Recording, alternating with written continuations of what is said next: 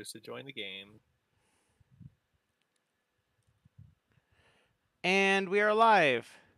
You know, I realized that I should actually start the stream right as I'm opening Tabletop Simulator, and we get that cool little do do do do do do do.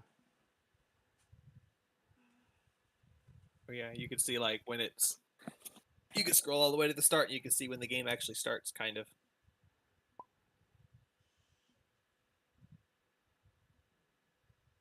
All right, so well, is everyone here in voice anyway? Yep. Make sure y'all pick your colors. Oh yeah. So when we last left our adventurers, it was on a bit of a cliffhanger. Um, you had just finished exploring the town. Well, just about finished exploring the town. There's still plenty of places you haven't explored yet, and you followed one of your leads to a man. Does anyone remember his name? Spy. No, I don't. Nope. Not the guy that you're talking to right now. My character sheet might. Rothgar? Don't think so. It was actually I changed it to Rothgar. It was actually Hroth. just Roth. But no, we're Hroth going is the name of Elmo. Rothgar. Elmo. Okay, Oh, I Elmo- can't do Elmo. Elmo is not who I was referring to. You followed Oh. you followed your hint to Hroth, Elmo's dad. who words on the street is that he used to be or is the captain of the militia, and he may be old, but he can still swing a sword. And you followed your path to him, and you met him, and you spoke to him, and he seemed to have no interest in adventuring or being of any help. However, he did say that his sons, Otis and Elmo, love to chat with adventurers. Otis is off on another business right now, but he said Elmo frequents the bar and would love to have a chat with you if you want to go see him. And coincidentally, on your way, and then you also showed him the gemstone, the river stone that you found, and he looked disturbed by it and told you to bring it to the wizard who stays in the guard tower on the east side of town. His name is Burn, and he's a very well-respected, powerful wizard who lives here, and he needs to take a look at that. So you've got two things on your plate right now. One is if you'd like to go meet his son Elmo, he might be someone you could be friends with, and you need to show Burn this stone as soon as possible. It is probably about 6:30 in game, so it's getting close to nighttime, so you don't have much daylight of adventuring time left. You have already two of you have already purchased rooms in the inn, and the other two are free to do so whenever you decide you want to hunker down for the night. But on the way back towards the inn, and you haven't quite decided what you wanted to do yet, you bumped into a man on the street, and when you asked his name, he said his name is Elmo. And that's where we left off. So, you need to go see Burn in the tower, which is over here. I marked with a circle where the characters are, so you guys have trouble seeing because they're so small. But the tower is way over there by the labor camp that you guys were at. But you've just bumped into Elmo. And he started walking by, and he just waved at you and said, "Evening, how are y'all doing?" And I believe Pantok said, "Hi, greetings, what's your name?" And he said, "My name's Elmo, nice to meet you, what's yours?" I've got this thing where I always ask the character's name, because the DM always goes to extra trouble to come up with names for all the NPCs, but it never comes up, and no one ever asks their names if they're just random characters, so I always ask names. And for once, it paid off. For once, it paid off. So you have now just introduced yourself. Well, he has introduced himself to you and asked for your name in return. And, yeah. Go for it. Starting with the person who originally interacted, which was Pantok or Jacina. And anyone else can join in as you would like to. But you do recognize this name. Pantok says, "I am Pantok, the great magician. And, coincidentally, I was just coming to look for you." He says, "Huh, a great magician coming to look for me? Well, golly gee, this sure is my lucky day." And he says, "You're a great magician, huh? I never heard of you. Are you new around here?" Oh yes, I'm new around here, but don't worry, my name will become known soon. Um, because I am capable of great magic tricks such as these. And then, is he drinking something right now? He's got a mug, but you can't see what's in it. Can prestidigitation target a liquid in a mug that another person's holding? Depending on what you're trying to cast. I want to cast prestidigitation on his mug to make his drink taste like something different.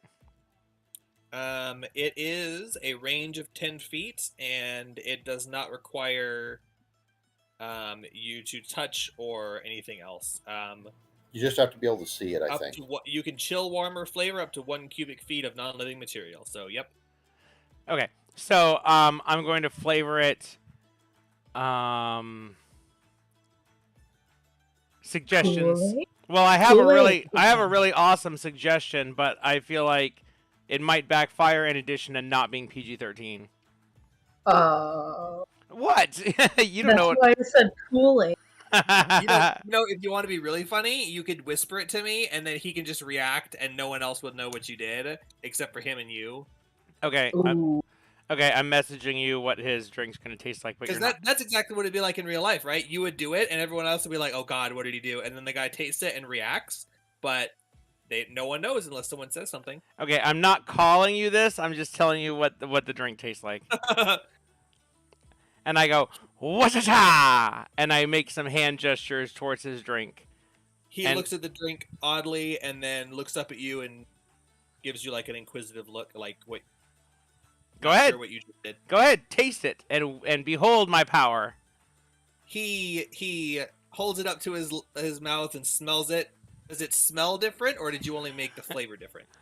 It doesn't say anything about I don't smell in that think spell. it's a smell. So he sniffs it, gives you a look, and then takes a small sip of it, and then smacks his lips and goes, "Something fishy's going on here."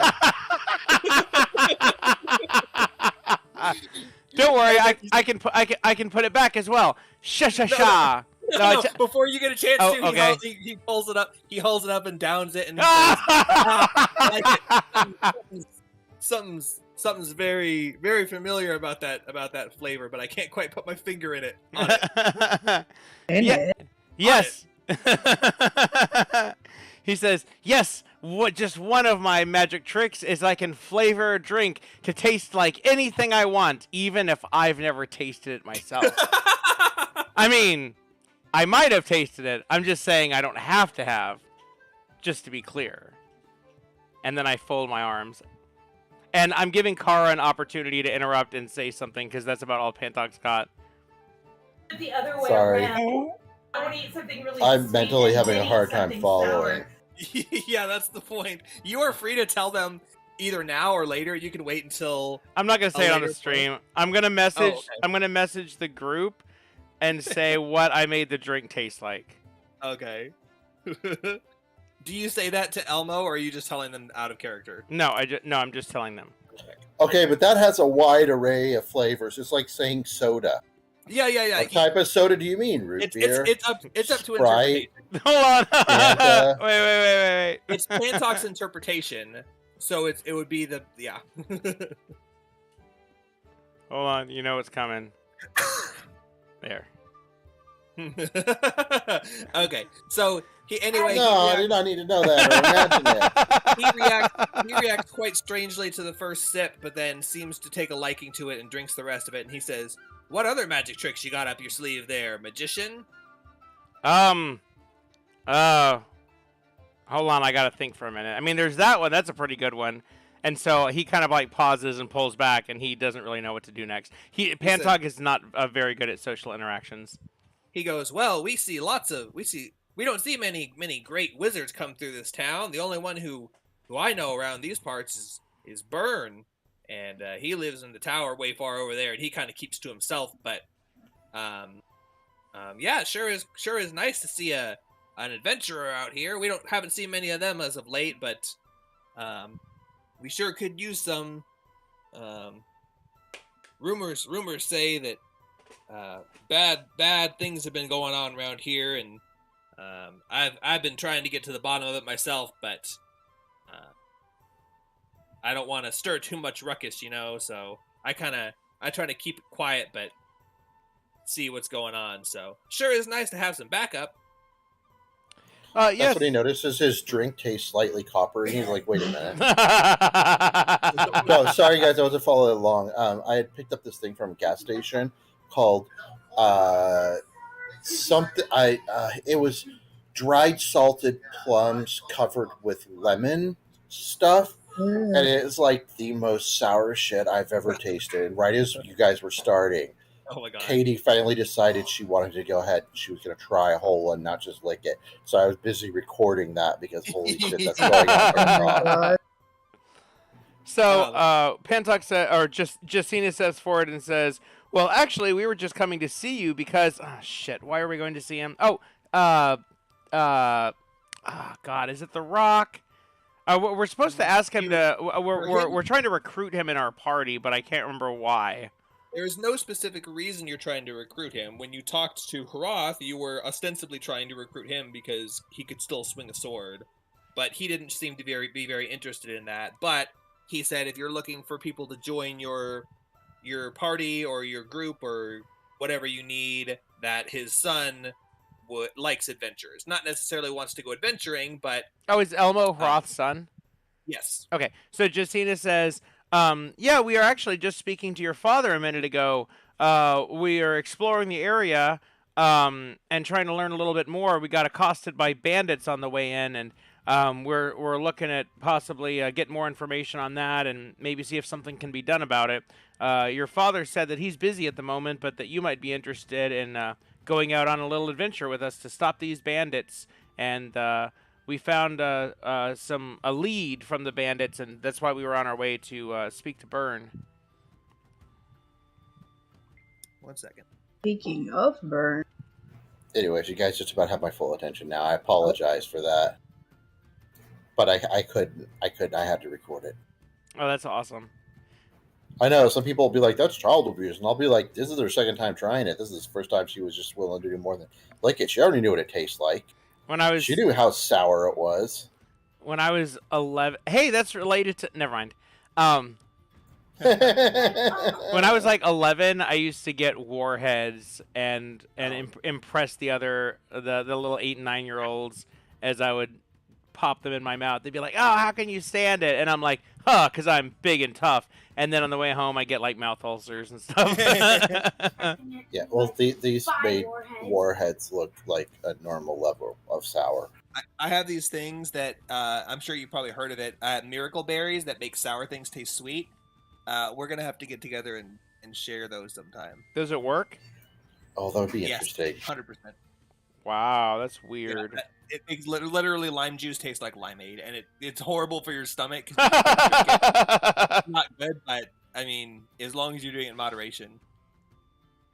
everything in moderation. Exactly. Okay. So he says, he cocks his eye at you and says, looking for someone to join your party, huh? Well, I'm certainly not averse to joining some fledgling adventurers, but what's in it for me?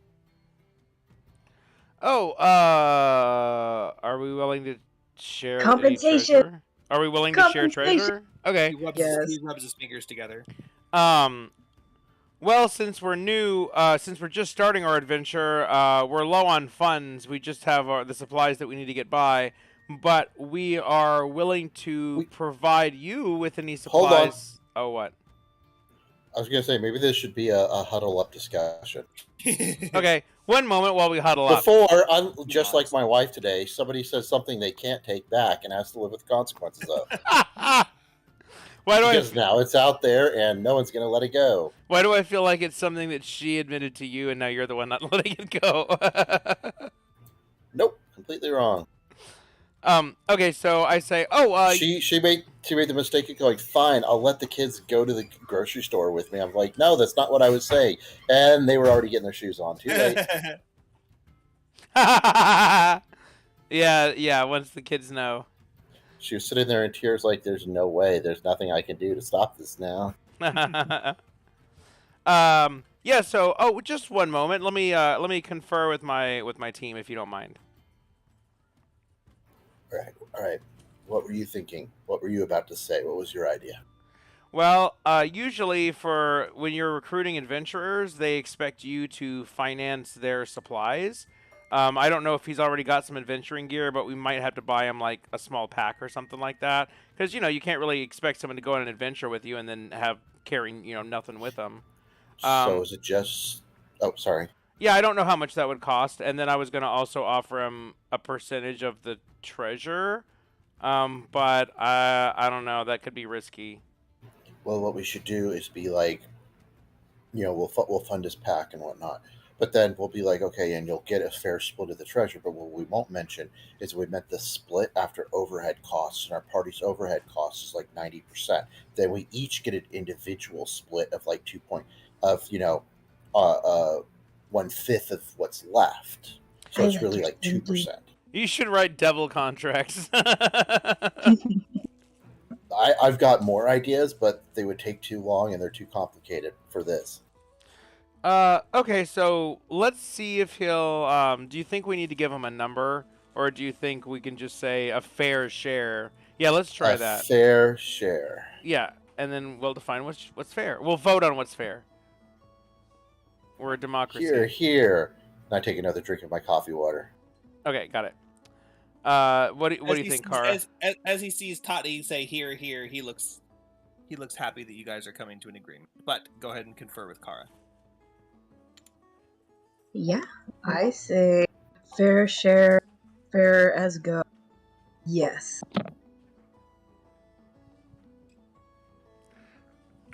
Okay. And we can should you guys hear me? put in debt for the adventuring pack itself, so we're just running the cost of it, but he has to pay a percentage back.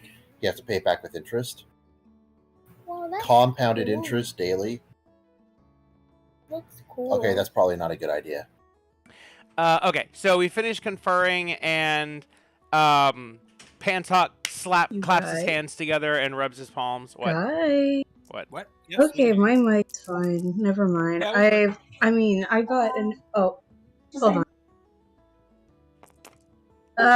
I got a new headset. Well, not a new one, but I pulled another one out from my headset storage, and it's still iffy with me sometimes. Anyways, go on. It sounds all right. It I was sounds just okay, wondering, I but was hearing it. Okay. me too. Although if it cut out, I probably wouldn't know, because I Yeah. definitely wouldn't know. Okay, so just Pantok claps his hands together and rubs his palms excitedly, and as everyone breaks from the huddle, and Jacina turns around and says, after a brief discussion with my party, because you see we make all decisions democratically. I'm just kind of sliding that out there, so later on when we steamroll them, I'll be like, "Oh well, we voted against you. Sorry, it's 4-1." And we thought that it would be fair to fund any supplies that you would require for the journey. So if you need us to buy you like a small adventuring pack, we can definitely fund that. As well as if you, depending on how far that you journey with us, if we end up recovering treasure, we're willing to split you a fair share. He rubs his chin and thinks for a minute and says, sounds good. I could use a new set of chainmail and a big axe. No, yeah. I'll tell you what. I'm thinking more If like you can- I have this explorer leather armor. Like an explorer's. Yeah, we have a leather armor. We have that for you. He says an explorer's pack and leather armor. What am I gonna do with that? Do I look like a nimbly old dancy fella? No, I need big chainmail to protect me. Okay, hold on. Huddle up. Okay, just Puts a, his just, hands just a on his moment. hip. He See, needs but the thing is armor. what Come on, man. I was thinking about buying like rations and a freaking bedroll. Question. And I was thinking, that leather armor didn't do the last person very much good since they died anyways, but Well, don't tell him that. Leather that's why I armor is wanted better to huddle up. This was not a joke that was appropriate in front of him. Okay, Coffee so water's working. okay, well, Jacina has a spear, a hand axe, and a set of leather armor as well. But we don't have the money for chainmail. Not at all. Even if we pitched all in, that's not something we can do. Is there I think there's a way we could compromise with them, but Did he say chain mail or chain shirt? Oh, Chain mail. they're both really expensive. uh, So I turn around and I say, well, sir, I'm sorry to say that the equipment that we have currently consists of a set of leather armor, a spear, a hand axe, and we've got about 15 gold available to us to buy exploring supplies. We don't have the funds to equip you with a full suit of armor. I mean, look at the clothes I'm wearing. If we can't even afford hardly anything on me, you think we can afford a full set of chainmail for you? He says, "Oh, no worries. Well, oh, hold on. Oh, Steam P2P session failed with Happy Dragon. I thought the server crashed. Oh, thank God, I thought it was the NSA. I was like, oh shit. Nah. It happened. They found me. He says, "Ah, well, no worries. That sure does put a bit of a damper in our plans, but yeah, I mean, whenever you gather up the funds, or if you're able to find a secondhand set or a used axe, I'd be certainly more than happy to join you. Of course, as far as compensation goes, I never promoted you guys. As far as compensation goes, I'd be willing to go for an equal split of whatever treasure is gained, of course, after expenses." And then he says, "But if you're, he says, I'm not exactly gonna go carousing around town with you, but if you plan on going on any adventure outings." Oh, someone messaged me. Hold on. I'm messaging the group. I'm sorry. Okay. Yeah, that's why. He says,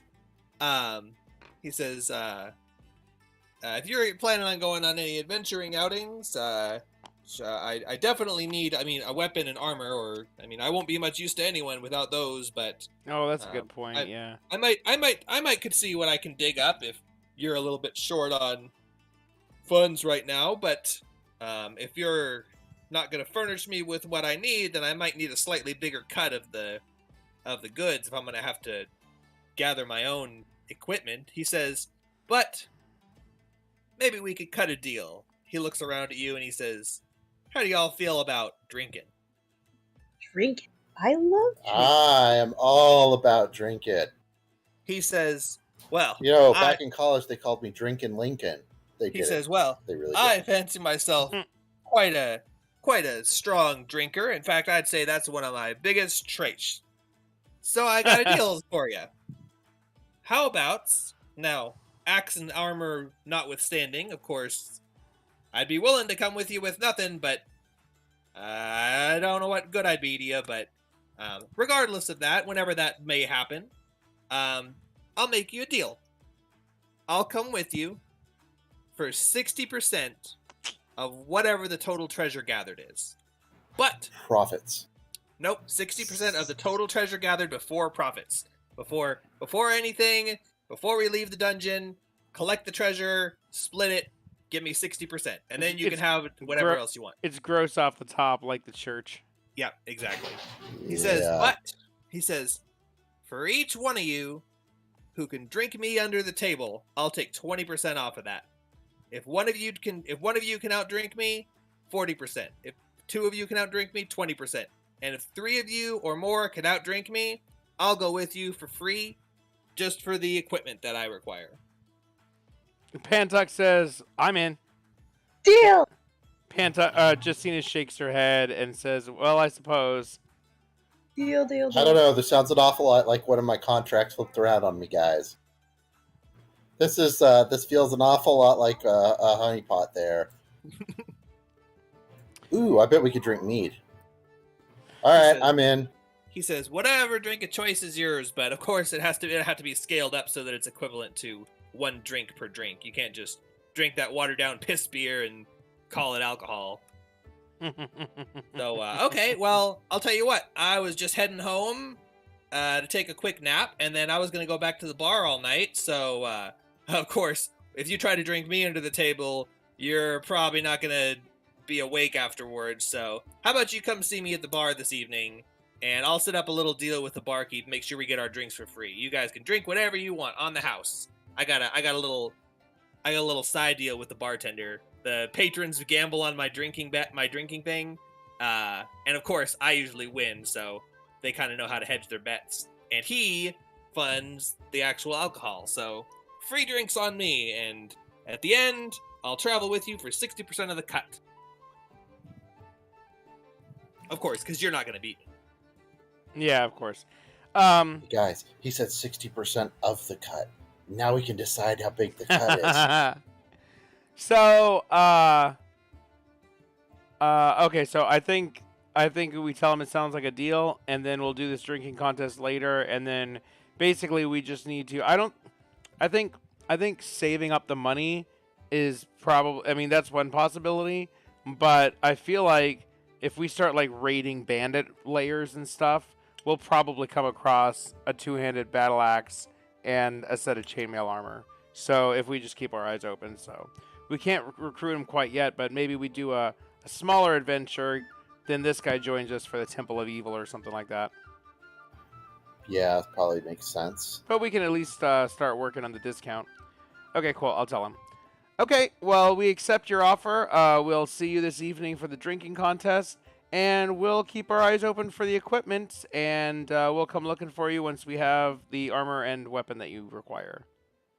He says, "Great. Well, it was nice to meet you. I'm gonna go pass out for about an hour." And he starts stumbling down the road. Enjoy. No matter how this thing goes tonight, it's gonna be fun. Speaking of which, does anybody have any Constitution buffing spells? I don't, but if we had a warlock, they could hex his constitution. Oh yeah. Oh, look over there. Who's that? Is that Zoe? Hello. Yeah, but then he'll be like, is that warlock cursing me? And you're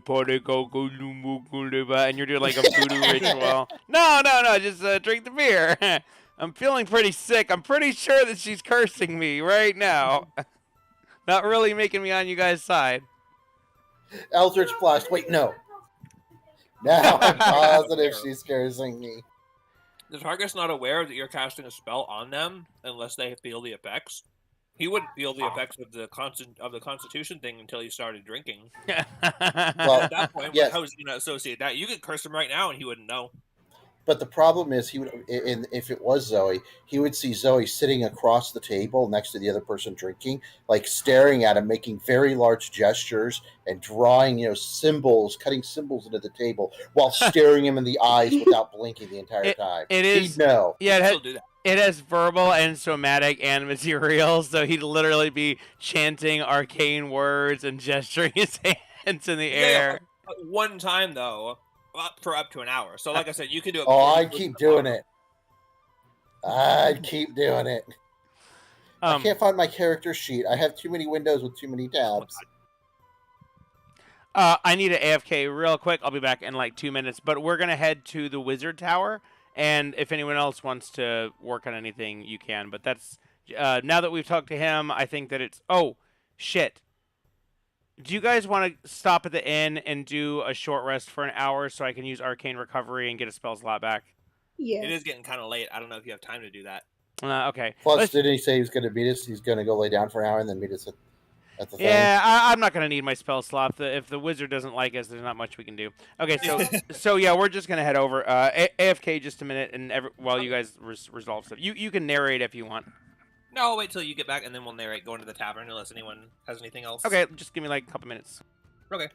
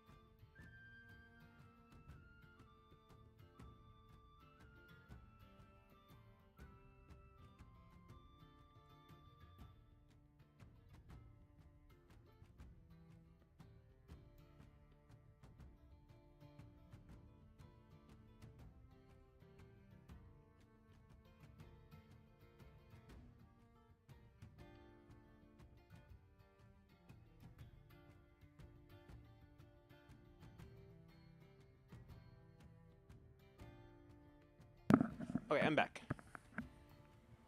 Welcome back. Everyone else here? Or wait, everyone else might have gone AFK too, just as a quick break. Oh, that's fine.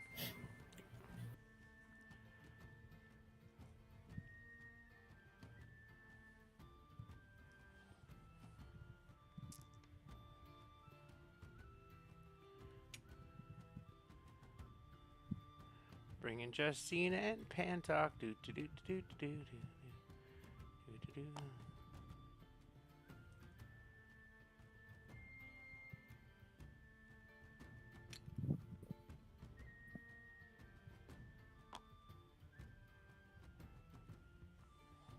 I think this is where we're going.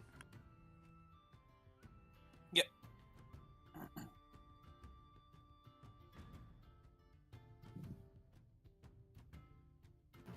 I'm here just so y'all know. Okay. Will? They're not back yet.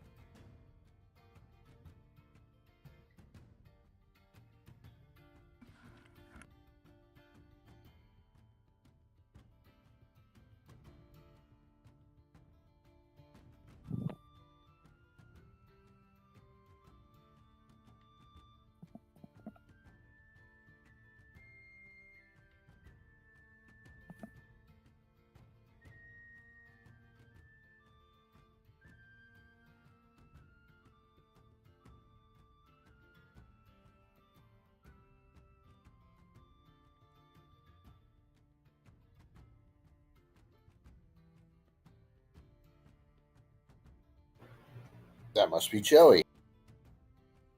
FYI, I was walking to the Wizard's Tower with them too. Okay. Yeah, we'll Or narrate wherever that we one. were going. I know where y'all are going. We'll narrate that whenever. I'm gonna go check on Will. Okay.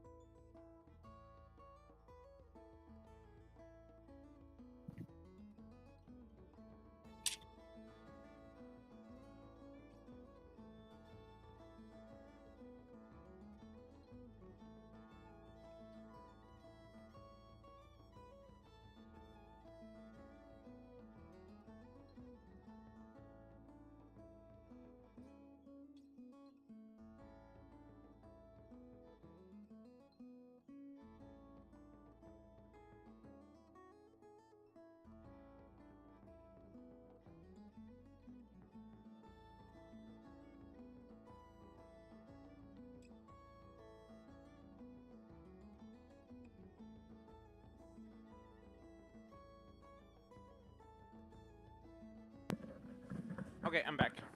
Welcome back. Will will be Welcome back back. soon. They're exactly Okay. where you expect.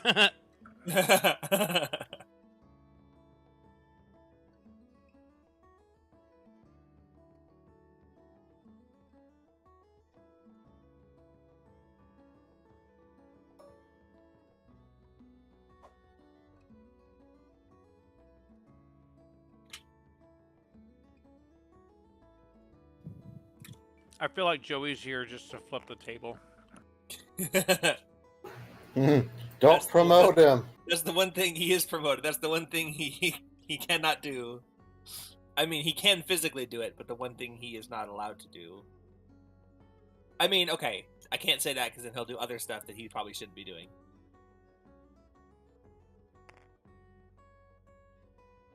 Yeah, you said the one thing he's not allowed to do.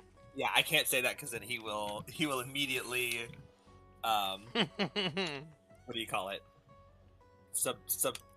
Use that or Oh, whatever. Jesus Christ. Okay. Well, I just saw that. What? Oh, more Joey. dragon? Earlier he was a troll, and his troll Yeah. character was taking up more of the board. A lot more. No, this is bigger. It's actually animated. Mm-hmm. Yeah, you can import 3D models. They can go with animation.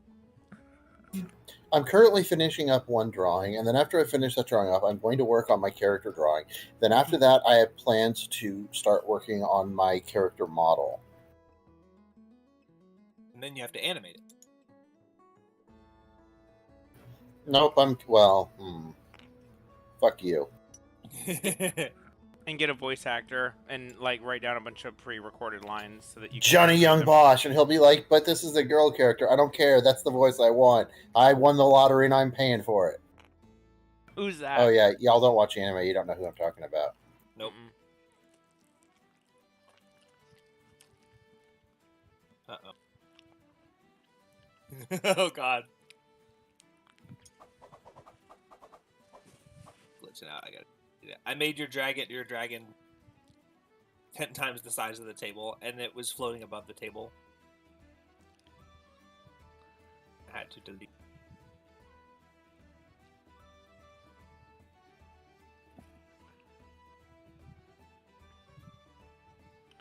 My Steam icon sucks. Mine too. Did I pick that, or is it like just random? No, I probably picked it. Good point.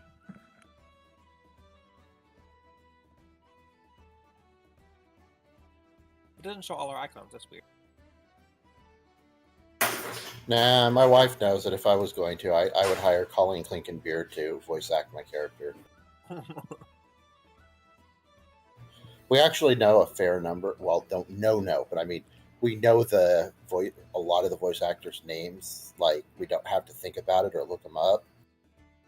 We recognize them on different shows. We're horrible people, really.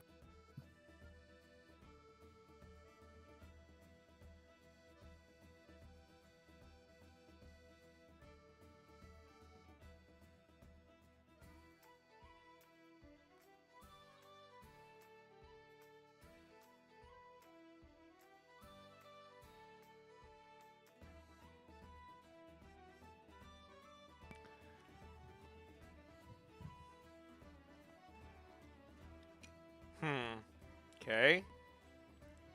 Dead air.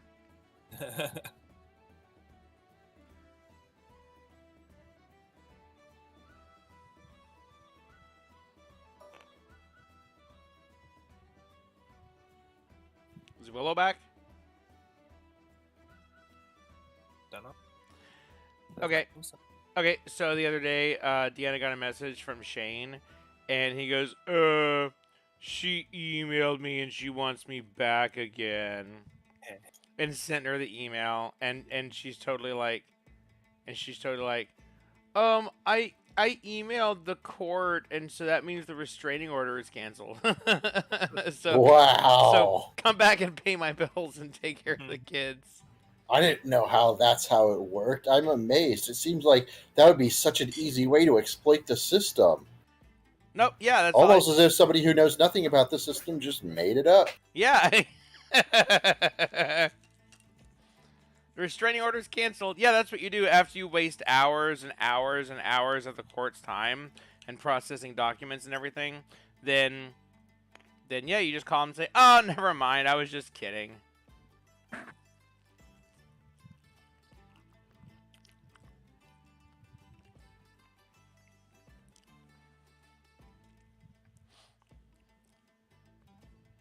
And, you know, I don't know, he didn't say, but guess what he's gonna do?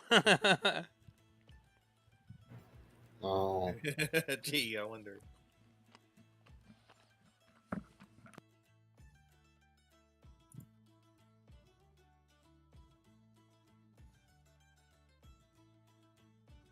I mean, you know, what else is he gonna do? That's what she's counting on. Yeah, and it makes sense. It's just funny because it's like, wow, like everyone knew that was gonna happen, in a surprisingly short period of time. Yeah. Oh yeah, and apparently his mom is paying for her Wi-Fi to get turned back on. So it's like, yeah, okay, there you go. And they were even saying, oh yeah, I guess we kind of enabled her. Yeah, you think? Imagine if she was forced to live with consequences for her actions, and I don't just mean some, all the consequences for all of her actions for just a short period of time. Imagine what she might learn. Nothing still. Meteor from Final Fantasy VII would plummet from the heavens.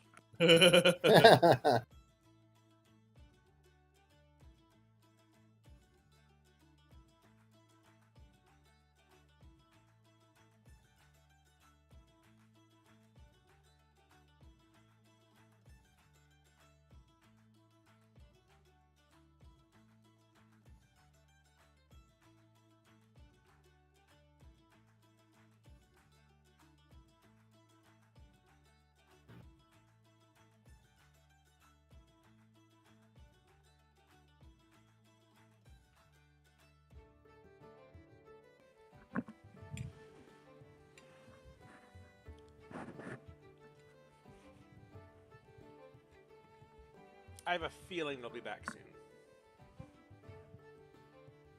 Okay. God, I could have been spending this time drawing something awesome on the board, but instead I've just been eating. Hello, I'm welcome. back. Welcome back. So you finish talking to Elmo, and your party continues down, back down the road towards where you saw the brigand guy in the laborers' camp. And you travel back here, and you look opposite of the laborers' camp where you just kind of brushed by before. You could see it on the map. You could kind of see what it was, but you didn't really pay enough attention to it to get an accurate description any more than what's depicted on the map. And as you come up on this place and take it all in, you can see these two adjacent hilltops. So this one and this one are the site of recent construction, complete with recently excavated trenches, piles of dirt, and stacked fieldstone. Wooden stakes, each color-coded with bright paint or ribbon, adorn the site, demarking planned walls and buildings. And then up on top of this hill, which is this building right here, the structure is a 2-storied tower, about 60 feet tall, a smaller tower rising inside the greater at about 35 feet above the ground. So, from ground to top is 60 feet, but 35 feet up is a smaller tower that rises from a wider tower. Its entrance is accessible only by going up a curved flight of stone stairs, which terminates in a landing about 10 feet above the ground. So that staircase that Zach's pointing at, it goes up 10 feet to the top, at which point there is a entrance 10 feet up. The outer door of the tower is lowered to form a drawbridge to the stone landing. There are several arrow slits around the tower, and it has a splay around the base to about 6 feet in height. Anyone want to look up what a splay is? It's like a taper, I think. So 6 feet out from the tower, it's tapered. 6 feet in height. To stop you from just like climbing straight up or something. The lower and upper battlements are machicolated.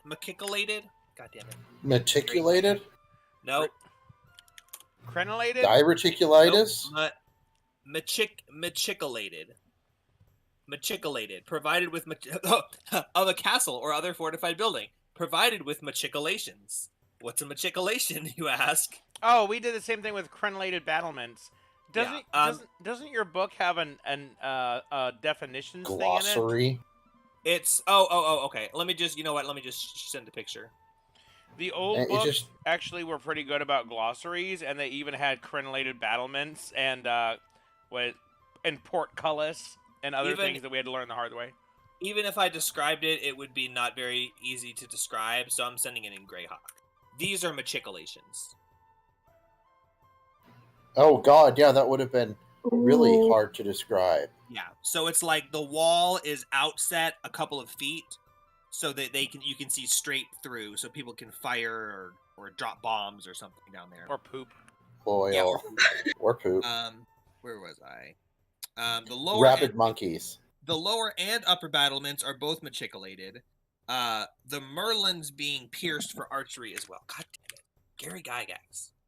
The solid part of an embattled parapet between two embrasures. So what's a parapet? It's like walls. Parapets are the walls. I know that much. So it's like in between each wall is a little slit. So it's like fence posts basically. It's basically just a bunch of fence posts. I can't even imagine what it would be like listening to one of his talks when he was a kid at the Theocratic Ministry. Where do you think he got all the writing and speech skills? God.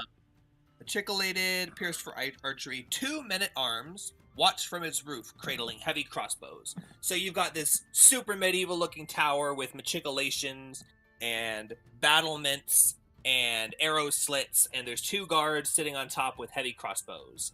and your party is still on the road, and the way up looks like it's this big wide ramp, and then there's a smaller path that leads upwards to the staircase. And this is the tower that you were sent to see. You were told that Byrne, the Grand Wizard, his most worshipful mage of Hamlet, lives in this tower, and he would have information. He would really very much like to see this stone. He thinks he would. He thinks, yeah. As we pass near the work camp, Jacina says, "Wait, was Jacina with them last time?" Yeah, she was, right? And then she went to find Pantok. Yeah, you were with them, but not when they found the guy. Okay, Pantok is gonna point over at the work camp and say, "Oh wow, I haven't seen this part of town. Looks like there's some kind of a camp over there. Wonder what's going on over there." That's just a bunch of poor workers. They bought some potions for me earlier. Oh, cool. Just that's all, huh? Just a bunch of poor workers? No. I also saw something else earlier. I already told you about it. Kara Yeah, she followed some guy to the explains the woods. person that they saw. The person that had like the weird skin. Not racist. Oh my god. Oh my god, that sounds so racist. Kobold. But no. Scar. He had a scar. Yes, scars. Kobolds can't be racist. Oh, the I can feel Scarface myself guy. losing a job in the future. Well, seems to me like there might be some kind of a hidden bandit camp. Maybe we can like raid it later and get some treasure and pay off that guy with the chainmail or whatever. Justina goes, "Yeah, I don't know if we should just go storming into every camp looking for people to kill just quite yet." And Pantok says, fine, whatever." So a slightly more vivid description as you peer off into it and consider whether it might be a bandit camp. It's a dozen ramshackle tents and lean-tos, hastily constructed, and it looks like there's well-worn paths between that and the work site. Like they're very clearly working on this. Oh no, I know site. they're like workers. I just assume since the bandit's there that maybe like in the trees he's got like a hidden bandit camp or under a secret underground passage or something. I'm thinking that they've got some kind of like an outpost nearby since she saw him or they saw him and then he just disappeared. Okay, yeah.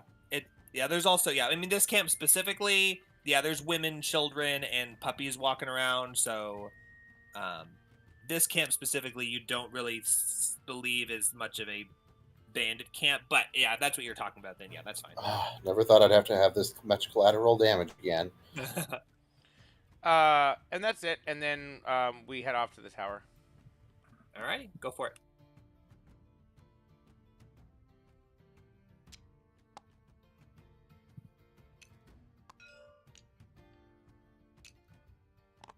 You don't have to move square by square.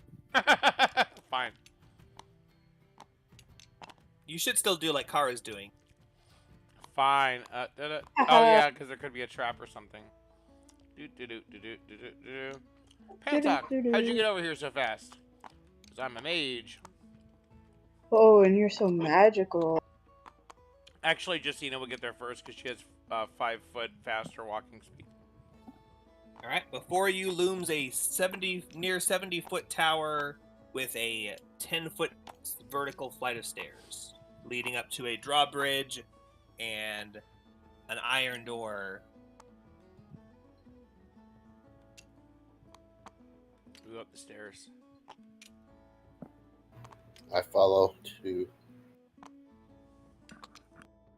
All right, you reach the top of the stairs and you see the entrance of the castle.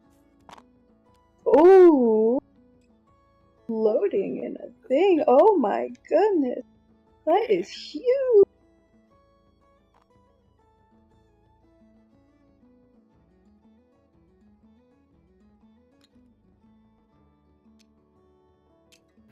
Oh my god, it's Disney. Disney. Huh? It looks like Mickey Mouse with small ears. Oh, sorry, I was moving my little guys over there. Where'd the other one go? I see all four of us here. Oh, there. No, Pantok and Toddy got combined. Oh, sorry. All right, so you can arrange yourself there as you would like. As you can see, it is a stone staircase leading up to a drawbridge, and that is an iron door before you. Are these 5x5s? Yes. This Okay, is to guys. scale. Hop on your squares. Who's crossing first?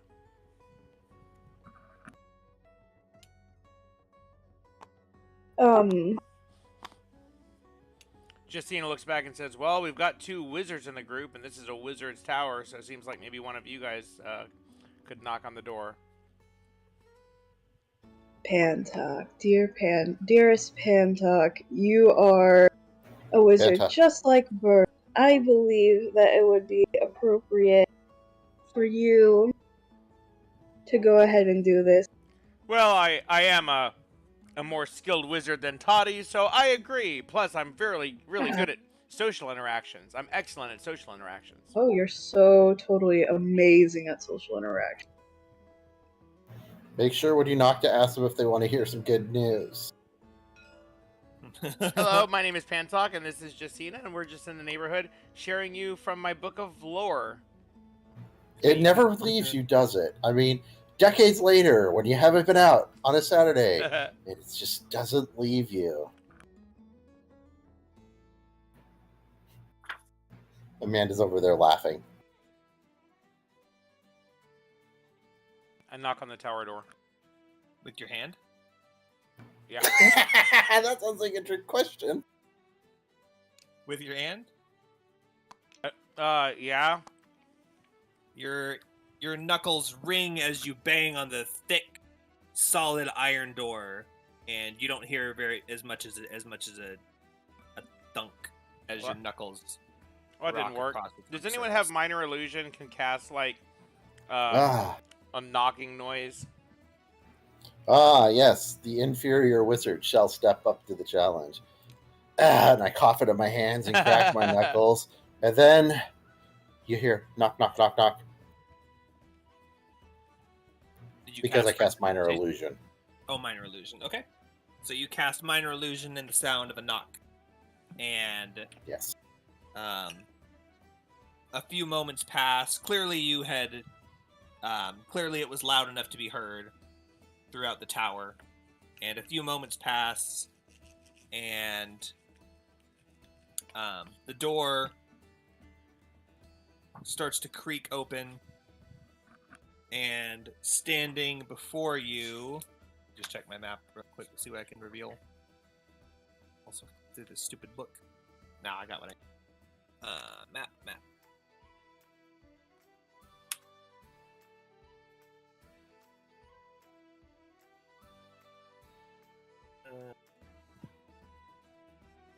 This one.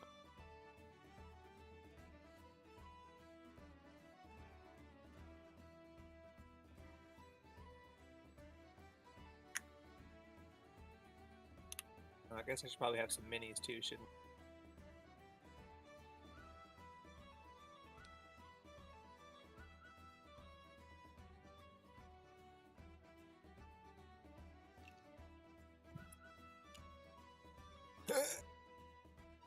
See, you'd think I could have spent all the time while people were AFK and before the game Setting getting up. ready, but why would I think that far ahead? To be fair, even though you told us to go to the wizard tower, we could have gone anywhere. Exactly. But we didn't.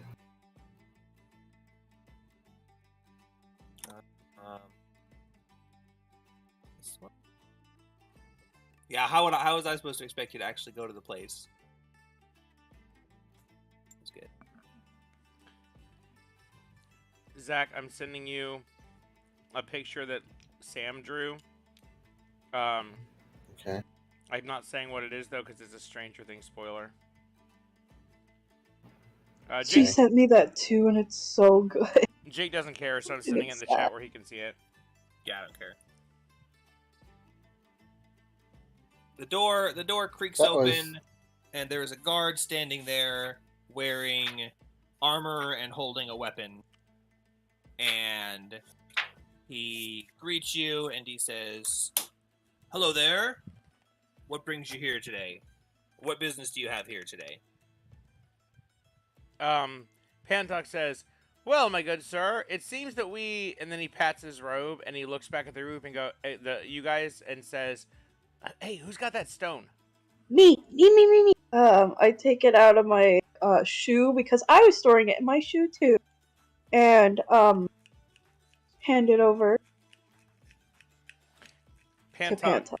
Oh, my you're character's upset. just giving it up. Pantok takes it and says, "Thank you very much." And he turns around and Give says, that back to me when you're done.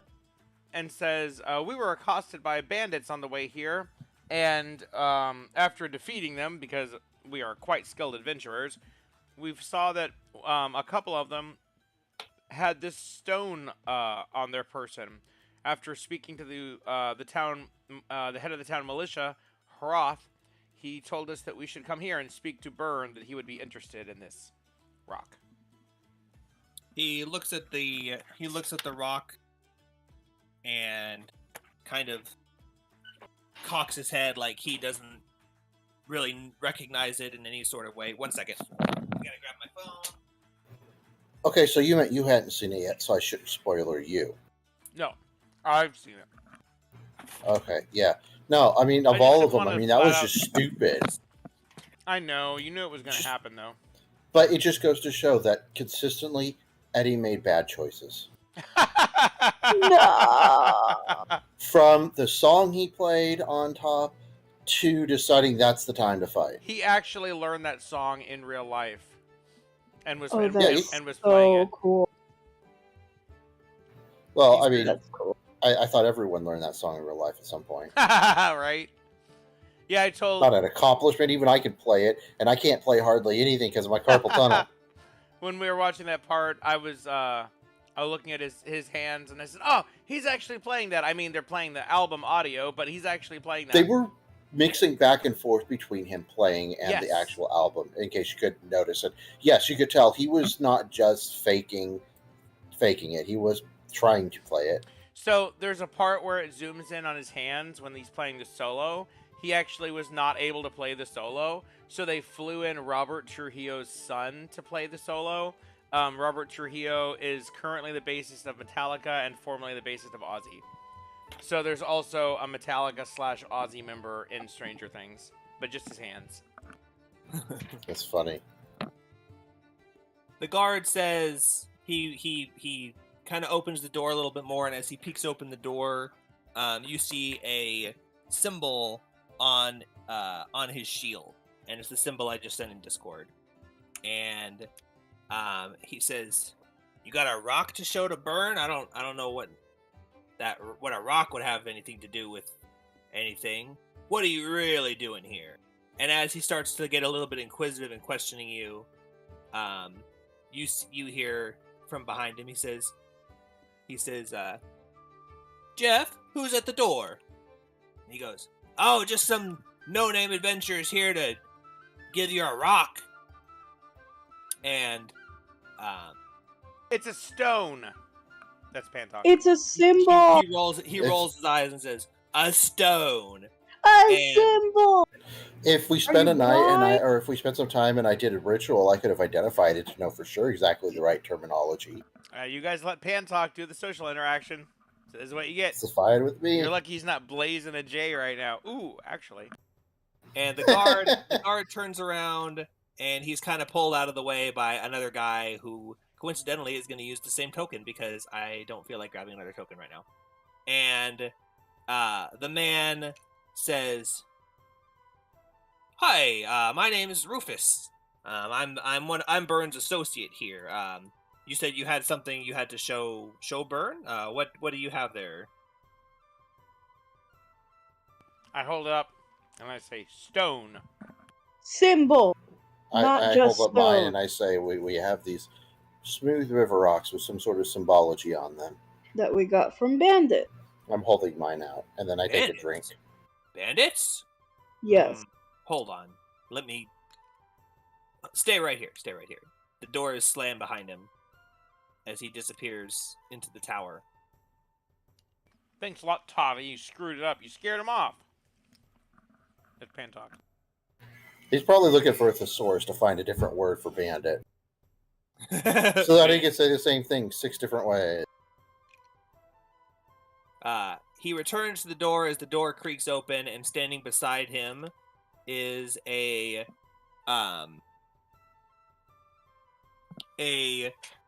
very well-dressed, pompous, fancy-looking wizard, and he says, "Hello, my name is Rufus. I heard you were looking for me. You had something to show me?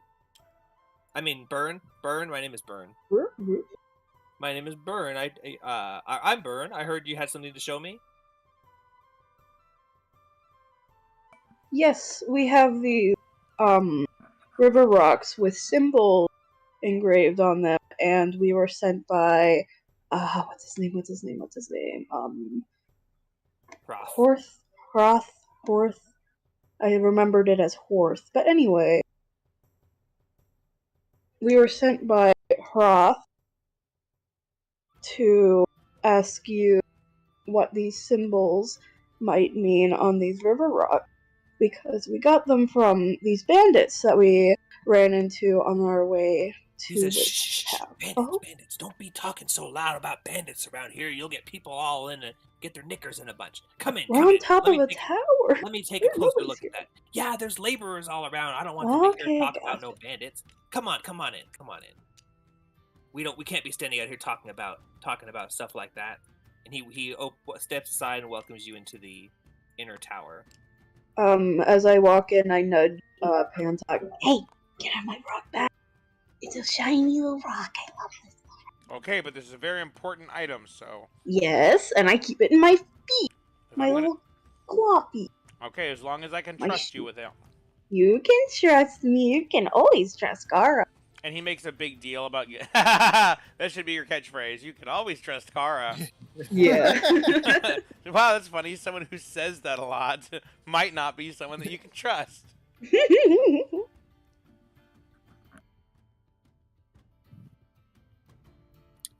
So he welcomes you in, and you see a wide, well-decorated tower inside, with a large table. There's nothing on the table at the moment, but it looks like it could be a setting for 12 or more people. Several comfortable chairs are placed along the walls and at the table. And the walls themselves are hung with tapestries and decorated with shields, arms, and hunting trophies, including 12 shields, 4 long swords, 2 great swords, 4 spears, 2 battle axes, and the heads and horns of various creatures. Battle axes. That's what we need. Back here, you see smooth, fitted stone stairs curving upward, and a smooth stone ramp, which was depicted on this map as stairs, leading downward. And that is what you see. There's also fireplaces here, and some storage rooms / mini towers that with arrow slits that peek out to the outside. And he says, "Come over here. Come, let's take a look at this thing together." He stands at the table. Rufus stands up beside Gara him. sits down on a chair and is looking at the various things on the table, which I do not know if they are actually there or not.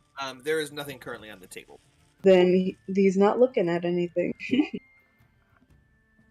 And once everyone is gathered at the table, or chooses not to gather at the table, he motions to the one who had the stone and says, "Let me see that thing. Let us take a good look at it here." Gara hands over the stone. The river rock. He takes it from you, and he twirls it around in his fingers, and he feels it, and he pulls out a little magnifying monocle that he had tucked into his hood, and he holds it up to it, and he inspects it, and a grim look comes across his face, and he says, "You said you got this from bandits? Yes. Whereabouts did you find these bandits?" From the path from, what is it?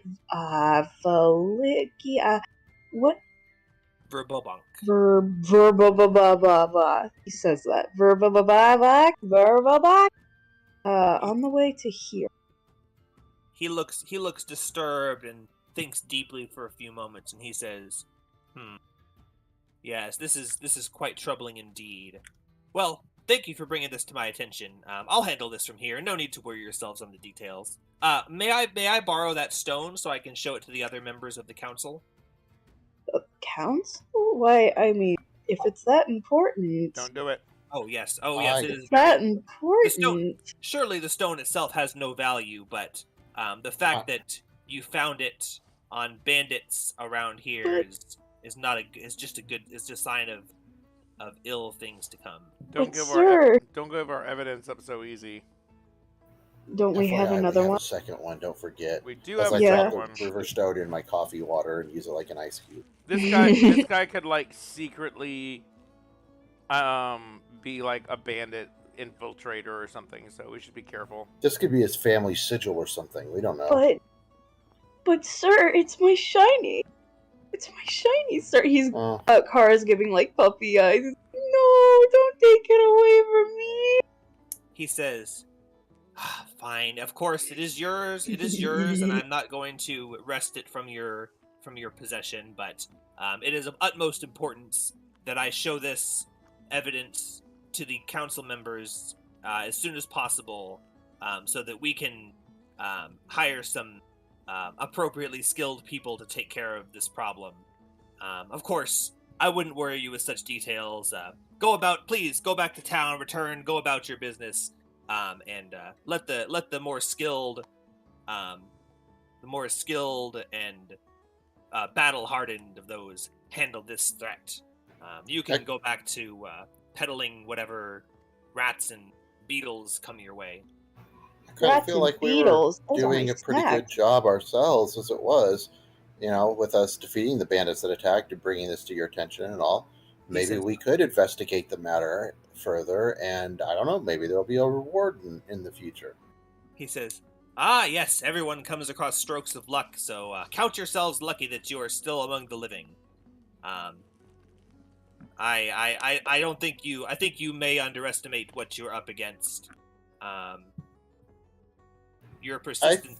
Your persistence definitely. may be your downfall." I think you always misunderestimate us. I think we Rufus always. laughs. I think we always underestimate our enemies. Rufus laughs, and Burns says, "Now, Rufus. We don't even know these people. How are we? Who are we to insult? Whoa, their these people potential? and Who are we to insult their potential? So, you think you have what it takes to seek down this threat without even knowing what it consists of?" No idea, but I think we're We up have to the the challenge of confidence finding to. out. I mean that's usually We how we do it. definitely Yeah. have the confidence. Burns Honestly, laughs. confidence and attitude is like 90% of it. I saw that on a motivational poster in some sort of capitalist nightmare somewhere. Burns then laughs. And he says, "Haha, yes, certainly confidence is the first step towards great heroism. But it must be followed up with bravery and strength and courage in the face of certain death. So I still could not, in all good faith, entrust to you the details of the meaning behind this stone or the reason why you were attacked. But if you are so insistent, I might be able to pull some strings and get you into the council meeting.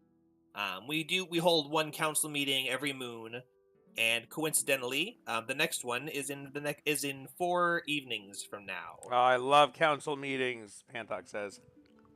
Council meetings. I think that's a good council direction meetings. for us to go. What do you guys think? Will we be using parliamentary procedure? He says no. Are there any contracts or anything like that that will need to be written up or perused beforehand? Is there a book of rules and legislature that I should maybe review, or some sort of lost my train of thought? He smiles and halfway closes his eyes, and Rufus chuckles, and he says, No. This is just a gathering of the most important people in Hamlet, and we just get together and chat about the ongoings in the city and important things that need to be attended to. Pantok looks Nothing, down. nothing formal. Pantok goes, "Aww," and he looks into his pouch at his book, Robert's Rules of Order, the manual of style for parliamentary rules in the United States from the 1800s. And he says, but certainly you should be on your best behavior. Rufus says, Burn the wizard says, you should be on your course. best behavior if you do happen to attend the meeting. And of course, there is probably quite a lot of information that is not privy to you yet to be gained at such a meeting. He says, but whether you agree to this or not, in order for me to request your presence at the council, I will need some favors from you first. One, to prove your dedication and loyalty, and willingness to dedicate yourselves to this cause. In addition to checking some things off the list that need to get done before the next meeting. So, you scratch my back, I scratch yours. What do you think?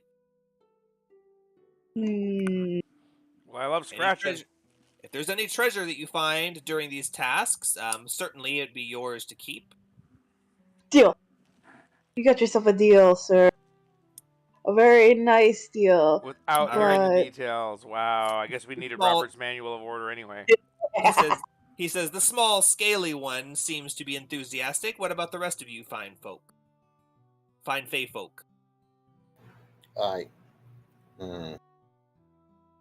Could you present the terms one more time, please? He says, certainly. You do some odd jobs and favors for me, and if you complete them to my satisfaction, I will request with the village elder that you and your party will accompany the next council meeting in 4 days, where we will discuss the significance of this stone and other ongoings in the town. Seems okay to me. What do the rest of you think? Yes, I already said that's a deal, Yeah, but we don't have a lot of other rehearing the leads. terms Sounds good. sounds alright. What happened to you leading this, Pantok? Pantok I feel like I've been doing an abnormal amount of talking here. Pantok tries to lead because he has a lot of confidence, but he's really bad at social interactions, and as soon as someone else takes over, then he immediately backs away into the hedges like Homer Simpson. He really wants someone else to handle the social stuff, but he feels obligated to because he's smarter than everyone else. You know, it's funny. I had that Homer Simpson meme. I had that picture in my head when I was picturing what Carr saw of the bandit. Yes. Like, oh, look at that guy. He backs away into the woods. He says, so, I'm a busy man. Do you have an answer for me? I think we'll do it. I think we'll give it a shot. Yeah. Splendificent. Rufus, if you wouldn't mind giving them the details, you know which task of which I speak, correct? And Rufus nods. He says, yeah, I know the one. He says, great. Well, if there is anything else you need, please feel free to ask Rufus. He is more than happy to accommodate you, and he taps him on the back with his staff. And then he says, I must retire to my chambers. I have some experiments going on that I'm right in the middle of, and they must be attended to immediately. But Experiment? he says, Like laboratory experiment? Just regular wizard experiments. Oh, magic. Yes, of course. And he prestidigitates his book to turn into a dove that flies up into the air and circles around his head, and then poops, and then the poop turns back into his book, which he catches. Whoa. And then I make it smell like poop. No. Pantok, But I suggest the idea to Pantok. Pantok says, that's quite an interesting trick. I've got one too, if you have a moment. And he looks at a mug of water and he goes, He starts making hand gestures, and then Justina just puts her hand on his arm and lowers it and shakes her head like, not right, not the time. He says, "Oh, that old thing," and he waves his hand at it, and the water comes out of the mug and turns into a dragon that flies through the air and flies directly into Pantok's face before splashing and dissolving onto the table. Whoa! Dragon! Yeah, kind of like that scene from Lord of the Rings with the firework, but with water instead. And he says, "Anyway, that's enough of a show for now. Like I said, I must be getting back to what I was doing, but Rufus will take care of you from here." And he heads upstairs and out of sight. All right. Rufus! Yeah? What's up? What are all those axes on the wall and stuff? They look really cool. He says, "Oh, those are just extra weapons that we've obtained during our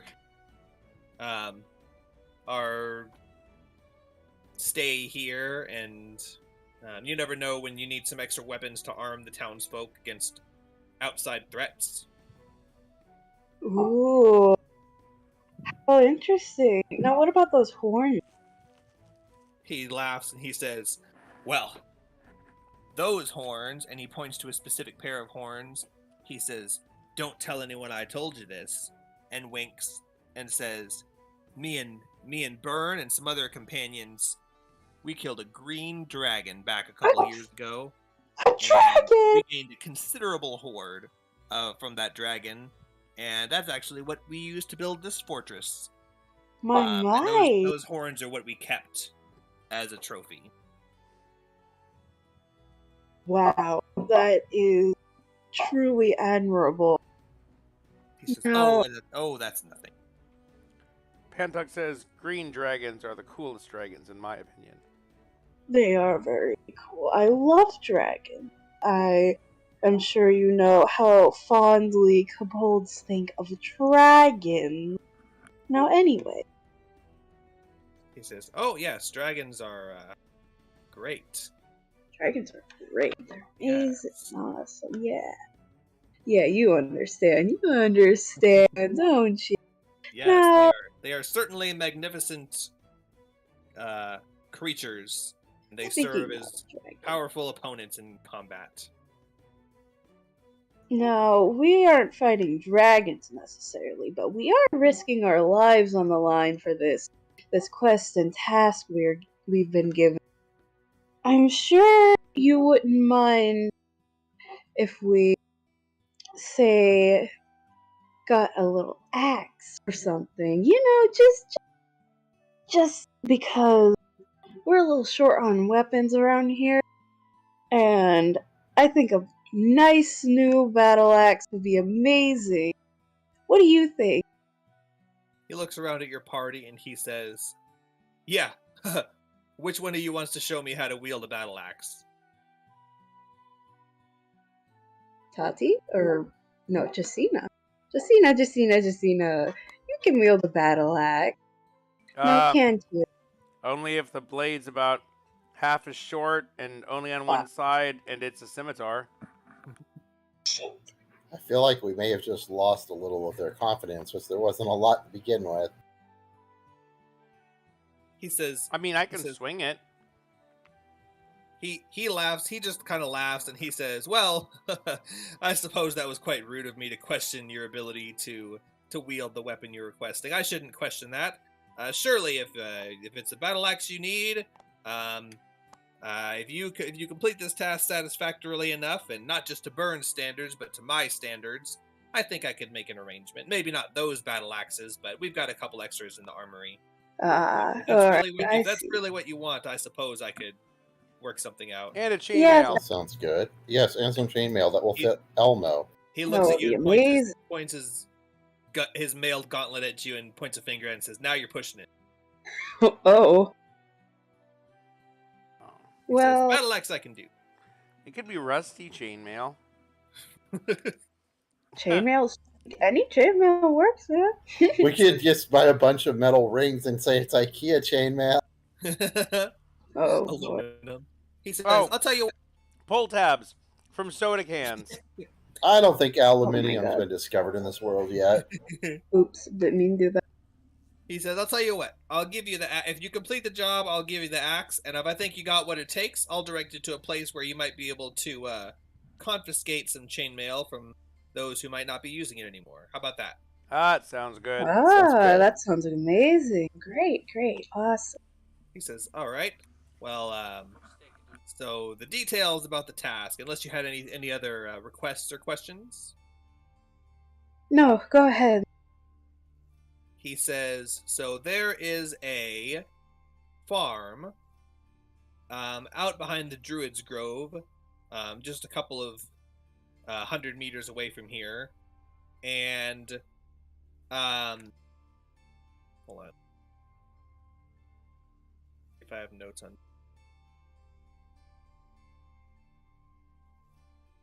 He says, the village elder has requested me and Byrne to take care of this. And it's been a couple of months now, and we haven't quite gotten around to it. We've been working on it, but we just haven't fully gotten around to it. I'm working on it. He says there's a small farming property behind the Druid's Grove that was tended to by some farmers about 6 months ago. And while they were farming it, when one of their first crops, they hadn't been here for long. They came from the nearby city and bought this property, and some sort of strange blight hit their crops and completely decimated their entire field. And they couldn't financially recover from the destruction, and so rather than attempt to clear the field and replant, they just completely abandoned the property and left it derelict. So, of course, no one else was going to interfere with their business, but it's been about 6 months now, and it's completely overgrown, and whatever blighted fungus had originally infested the crops has kind of taken over the field and just caused a big, nasty mess of gobs and crap. And that normally would not be that big of a problem. You know, we got plenty of laborers here. They can clean it up. But unfortunately, since it's been left for so long, various creatures have come to call that place home. And so it's not as simple as sending laborers out there to clear it, because they'd probably get, we'd probably lose half or more of the laborers to whatever creatures live in there. So I'm not going to ask you to clear it, of course. But if you could just go in there and thin out the numbers, or even better, completely destroy all the creatures in there and evict them from their new home, then that's the task that's been set to me and Byrne. And before you ask, he's already tried fire, and that damned fungus has made the tangled mess of hay and fungus nearly impermeable to fire. So don't get any smart ideas. Okay. So you're saying that there's a chance. I'm saying you can try, but yeah, don't put all your eggs in that basket. Do you have any other understanding of what this fungus creature might be besides what you've already said? He says, well, as far as I know, there's not a fungus creature. It was a blight, which would be like a plant A plague disease. for plants. Yeah, like a plague. But it wasn't, thankfully, it was just that one field that was hit, and it didn't spread anywhere else. They did a good job. The city, of course, the guards did a good job of keeping it at bay and for spreading away from the farm, but it kind of collapsed in on itself. So it's like the fallout from the blight and this fungus and whatever's growing there, but it's not something that's threatening the rest of the village. It's just a giant tangled mass of disgusting undergrowth Gross. that's like knotted on itself. He says, but I don't believe there's any. The only things we've spotted in there have been some rather large spiders and mangy rats. Ooh, sounds like a nice lunch. He says, yeah, maybe if you can catch them. Well, anyways, now what about the blight? I know you briefly touched on it, but He says, there was some strange blight going around the farms around here, but Hamlet wasn't really hit very hard. It was just that one farm that was unfortunate enough to have the blight. gotcha. But I don't really know much more about it than that. We're not really talking to other farm towns to see what's going on. But I have heard wind that it hit a couple other farms pretty hard, but that's the only one we're aware of around here. I see. Now, if anyone else wants to speak up, go ahead. But for the most part, my questions have been somewhat answered. Nope, makes sense to me. I think we'll head out first thing in the morning. I feel like when we get there, the task is going to be more obvious, and it's going to be like, oh, just like everything else in my life. Just clearing out the baddies. Yeah, pretty simple. Yeah. Okay, well, thank you for your time. Then we will head off, and we'll be back to see you soon. He says, sounds good, and remember, the council meeting's in 4 days, so make sure you get that done before then so we can check your work and all that stuff, and etc. But I'm sure you'll have it done in no time. Yeah. Yeah, probably. Okay, well, thank All right, you very guys, much. Let's head on back and All right, well, take care. Goodbye. You leave the tower, presumably. I run up the stairs, invisible, and I sneak up and I try to sneak past the guards and I look for treasure and I try to steal it. Cast invisibility. Do you have it? No. hey, Elmo, guess what? There's a new spot opened up in our group for your shard. All right. So, where were you going next? You're outside the tower now. I think we're gonna go ahead and head to the inn and end the day, and then we go out fresh tomorrow. Okay. Were you going to go do that drinking contest or? Oh yeah. Oh, heck yeah. All right. You return to the inn. It's been maybe 45 minutes since you left. And you get back and you enter the inn, and I'm not going to pull up the map for this. You see Elmo sitting at a table, and he looks bright-eyed and bushy-tailed, and he waves you over. Oh boy. I come over. I All right, let's- walk over and sit next to him and go, "Hey, buddy. All right, let's tickle Need this some Elmo. help?" That should be your catchphrase. Tickle me, Elmo. That'll come up. It looks like it's gonna be a fight. All right, guys, let's tickle this Elmo. Then everyone's like, "Whoa, hold on, slow down." Crack open this jar of Tickle Me Elmos. Oh, I love it. He says, Hey, Elmo, how's it going? as you approach, he says, "Hey guys, yeah, sorry, I was so excited I couldn't sleep. I just came straight here to get the contest set up." Well, says, are we "Do you ready have to any luck?" start? Do you have any luck finding me an axe or chainmail? Oh yeah, we got a lead. He says, We "Oh, got a great." lead. Maybe sometime in the next few days. He says he gets kind of a sad look on his face. He says, "Oh, okay, Hey. well, hopefully I get to join you before then. That'd be great." Oh But, yeah, that would be awesome. sure, I'm looking forward to taking 60% of that treasure. That's gonna be awesome. Oh boy. He says, "So, yeah, if y'all want to pick whatever you're drinking, just go up to the bartender and he whistles sharply and the bartender looks over and he points at you four and he says, so, I guess this is before we get too ahead of ourselves. Which ones of you are gonna join the contest?" Oh, I am definitely. I raise my little claw. He says, "The more the merrier, and whichever of you, however many of you choose to." He says, "I may not have been completely clear in my terms. They are clear, as he said.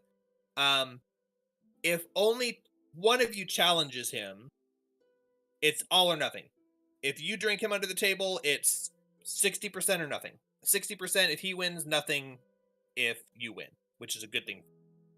If 2 of you challenge him, again, it's split. So it's 30 if one of you beats him, 0 if both of you beat him, 60 if both of you lose. So the more people you put up against him, the finer the split is. But you don't want to put someone up against who you think is likely to lose, because that's going to guarantee that he beats at least one of you. So he wants to beat as many of you as possible, but with a percentage based on how many you challenge. But him. also, So, but we can choose. Like, if we win the first one, we can just stop. But if we lose the first one, then we could do the second one and try to get a 30% discount, right? So the contest will go on at once, depending on how many people are joining the contest. Each round, you will each drink a round of beers, or of your drink of choice, and whoever's the last one standing wins. If it's him, it's 60% that you owe him from the splits. If it's one challenger and you beat him, then it's nothing. So no, it's all at once. Zach, what is your constitution on Toddy? +3. I think that our best odds is to do 1, because then it's either 60 or nothing. And we probably have something like a 50-50 chance, because Toddy's constitution's pretty high. So hopefully at least 50-50. And if we start adding in more, then we're just increasing our chance to not win everything. You're Like a increasing your reverse take Monty record. Hall. Yeah. By adding more people, you're increasing the odds, no matter what your modifiers are, just by nature of dice rolls. You're increasing your odds to at least get him down from 60. But if you put one person up against him, it's all or nothing. So I don't know how the odds work out for you, but that's totally up to you if you want to put it all on one person or spread out the odds and have more. It's kind of like it's like 1d8 or 2d4. The 2d4 is going to average more of the middle numbers, whereas a d8 is either going to be a 1 or an 8. I say put Do it you all guys on think Toddy. do you think we have a way of verifying that he's not cheating, like getting his watered down or anything? I'm asking you, oh great Pantalk the Wise. I mean, probably not. Although we have a rogue, she could maybe like he could maybe like sneak in and like, I don't think we have any magic that'll get us out of this, but if we're trying to be sneaky, the rogue might be able to sleight of hand something. Okay, that should be one of our catchphrases. I don't think we have any way to magic out of this one. I'm not trying to cheat. I'm just trying to make sure that it's fair. I would hate to find out that I had to drink twice as much just to match him.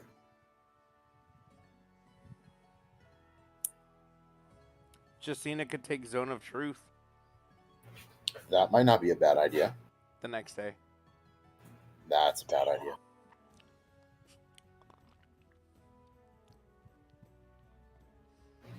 Well, I don't know. I guess maybe we'll just take him at his word and let's kick this pig. What do you think, Kara? I don't think there's much of a way to go about this with ways of trickery like I normally do. I think Yeah. I say drink up, brothers Kara, and you're pretty sisters.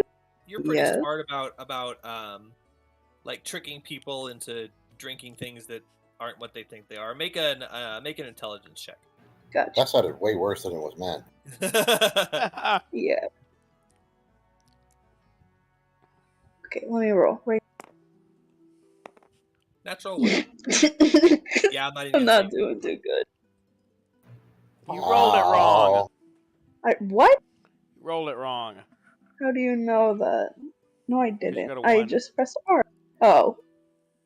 It didn't really roll very well. It kind of just flew up in the air and then bounced on its side. So Yeah, I mean that's 11's better. So yeah, if you just roll it once, it just kind of goes and spins on one axis. If you like roll it a bunch of times, now that doesn't mean I'm gonna let you constantly re-roll because you didn't roll it right. That was technically a roll, but it Yeah. did just kind of go. It went and then landed on a one. Like I could see that it was gonna land on a one before it did. So 11's good enough. You've been in enough of these sort of situations that you're not trusting the guy at his word. You'd be trusting the bartender at his word, and bartenders are generally well-natured, honest people. But that would depend on your definition of well-natured and honest, and maybe they're in cahoots. But the bartender's the one serving the beer. This guy's not. It'd be like if you go to a bar and someone orders you a drink. You don't take a drink from someone who brings a drink over and says, "Here, do you want a drink?" They order the drink for you, and the bartender brings it to you. So keep that in mind. That would explain a few things. He wouldn't have any way to alter his or your drinks. They'll be brought straight from the bar. So unless there's some sort of sleight of hand on his part going on, you'll be able to see the drink go straight from the bar to you, and then he'll be drinking. So it'd be very difficult for him to somehow cheat so that his is less alcoholic than yours. Okay, yeah, I'm fair with that. I just want to make sure that there wasn't going to be. Well, I mean, I have faith. If the game isn't rigged, then go ahead. But if we see any weird movements, just make sure to watch the bartender very closely, you guys. I know there probably won't be too much sussery going on, but just in case. Does one of you who's not participating in the contest want to keep an eye on the bartender? Yeah. Ooh. That would be a yes from somebody. If this was the secret of Monkey Island, I would try to get some non-alcoholic beer and swap it out after we distract the bartender with a balloon that's made of gum. A balloon. That has helium in it and a golden tooth that we gave the guy. Oh, never mind. Or an episode of Two Guys, a Girl, and a Pizza Place. So who was participating in the contest? Is it just Tom? I am, and I slam my mug on the table. And then I go, oh, I'm sorry, I am, and then I pick it back up and set it a little. So Jacina, Pantog, and Kara are all going to be trying to be like sneaky in various ways while the contest is going on, like watching the bartender, watching the patrons, keeping an eye out, looking for opportunities, looking for bandits, that kind of stuff. Bandit. Okay.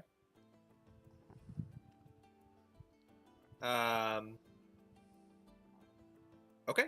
So yeah, he says, "All right, if it's just one of you," he looks a little bit disappointed. He says, "What? You don't think you have what it takes to best me? Well, I guess if you got your trump, I was gonna say trump card. What's like a word for like your ringer? I guess if you chose your ringer to go up against me, then I got something. I got a. My plate's full. If you chose a ringer to go up against me, you seem pretty confident in her abilities." I'm sorry, there. You feel like somebody half your size isn't going to have the alcohol tolerance you have, or what are you afraid of? And I put my foot up and leg up on the chair, kind of Captain Morgan stance. He says, "Well, I certainly saw you throwing those beers back earlier. So you might be at a little bit of a disadvantage." And then he hiccups and he says, "Well, or you might just be at advantage." I have to AFK real quick. Sorry. You don't have to wait for me if you want, but I'll be real fast. Okay. We come back and it's like after we lose the contest, it's like, oh, and that was because Nick was AFK and not there watching to see them switch out the drinks. Non-alcohol, with alcohol. When he comes back, we should say we rolled and you lost the contest. Like that. Yes.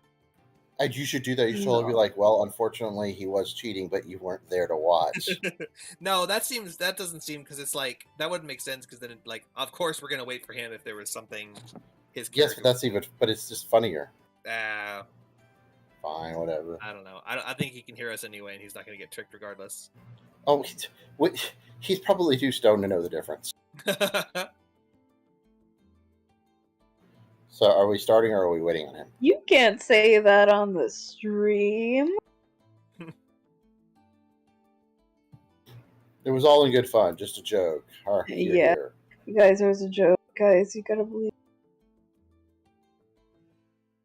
Well, I say we go with it and recap him when he comes back. Okay. So... the guy tells you, he points to the bar and he says, Just the one tonight, Bobby. The bartender says, my name's not Bobby. He says, ha ha ha ha. This Bobby, such a jokester. All right, we'll go up there and order your beverage of choice, and Bobby will make sure that you get one drink's worth, and then he'll bring me my drink. And we'll knock him back. With this first one, let's have a chug contest and see who can drink theirs the fastest. Okay. And he stares at you and waits for you to go get your drink. Okay. I wait. I figured the waitress was like bringing him over or something. Nope, he told you to go up to the bartender and choose your poison. Oh, yeah, that's right. Hold on, let me look at the menu again. No, Homer, don't fill up on bread. Oh.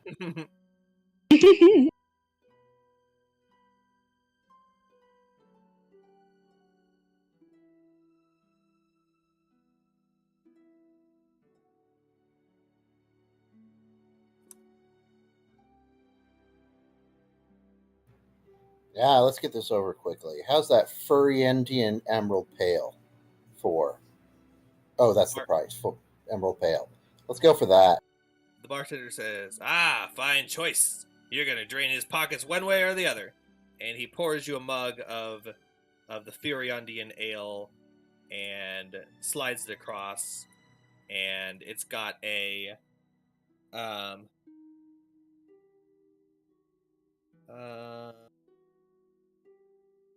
oh, that's a wine. Oh, yeah, it is, isn't it? Yeah. I mean, you can have it if you want.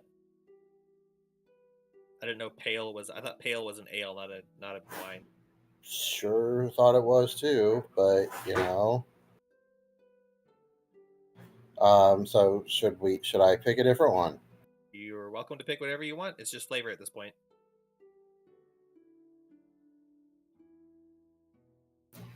Screw it. What's the strongest thing you have? Hey, no. Chill, bro, chill. He says, You want to win, don't you? You don't want to just sentence yourself to...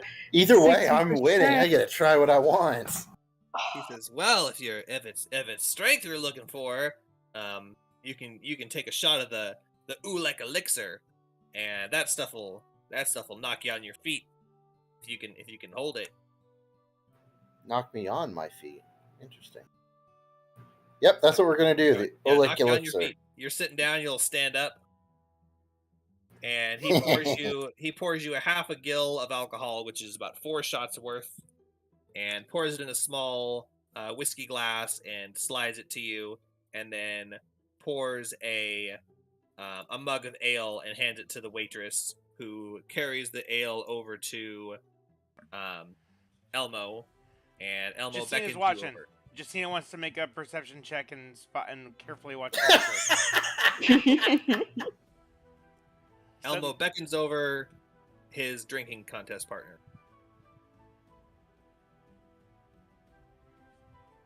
I come over, obviously, and I'm ready.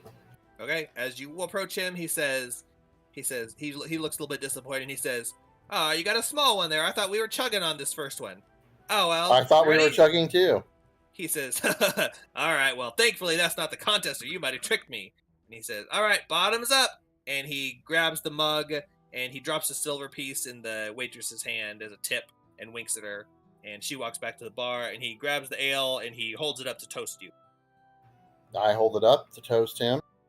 He clanks it into your glass and then starts chugging his beer back. And I down mine. Make a... Oh no, yours is real quick. I was gonna say make a check to see how quickly you drink it, but yours is like gluck, and his is like 4 shots. Yeah, that takes a swallow or two. Yeah, he's drinking it, and there's like foam running down his cheeks, not enough to really lose very much of the drink, and he sets it on the table and goes, "Ah, nice hair of the dog that bit you. Make a Constitution saving throw." I am cheering on for you. Go, Tiny, go! Go, Tiny, go!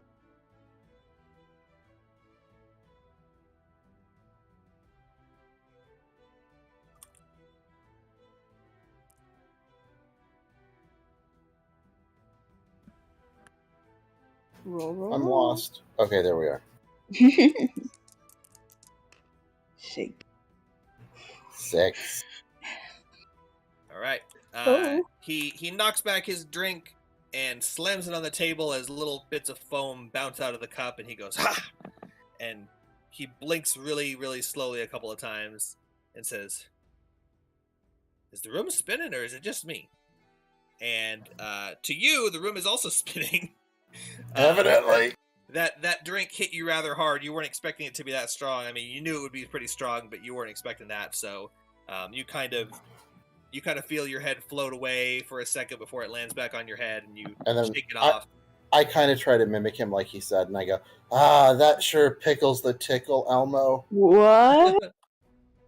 All right, and he Solid. goes. He says, "Bartender, another of the same." This time I And want to have what he's having. he goes, now we're talking. And he holds up 2 fingers and says, "Make it 2." And the waitress brings over 2 mugs, and he says, the Umber Deep Ale. I like them dark. And it's got a, as you hold up the mug, the pint, it's got a whiff of like musty cellar scent to it, but kind of like that like fresh after a rain smell. Oh, that's Petrichor. that's the thing. The prestidigitation that Pantok did earlier. You're describing the flavor. Was it really? Oh, that thing. Okay. With the taste of pennies, my favorite. Yeah. Yeah, it smells like petrichor and rain with a little hint of mud and cellar water. Yeah, that's what but Justina's vagina smells like. but also nutty and roasted. And he says, "All right, round 2, bottoms up." And he chugs and knocks the drink back. Make another Constitution saving throw, as if you do so as well. I definitely Come do so as well. on, the 20. Eggs in one basket, bad idea. Obviously, Hey. Justina sighs and says, "I could use a drink." He looks at you and says, "Joining in? You want to catch up?" Yes, and Justina sits down at the table and says, "Catch me up, golden wine, please." He says, "All right, that'll be." And he holds up his fingers and he's looking at him and he goes, "They call them fingers, but I never seen them thing. Oh, there they go." And he holds up 3 and he says, "That'll be 3 of the gold." What elf fancy stuff did you want? Golden wine. Golden Kioish. 3 of them. And then he holds up a 3rd finger because he was only holding up 2 fingers, but it was like on a delay. He says, "All right, I'm just gonna take a breather while you go ahead and finish those ones." So go ahead. does Justina have 3 glasses of golden wine in front of her? Yes, and you are prompted to drink 2 of them first. To catch up. And yeah, to catch up. So if you would like to drink as you drink each glass, make a Constitution saving throw. Okay, this is the first one. So Justina goes, Justina's got to save the day again and outdrink these boys. Wait, no, you're a girl also. Pantok's the only boy. No, Pantok. This is so confusing. I think that they're all just kind of general terms like guys or dudes. Yeah. I gotta, Adventurers. once again, I have to be the mature one and save everyone in a drinking contest.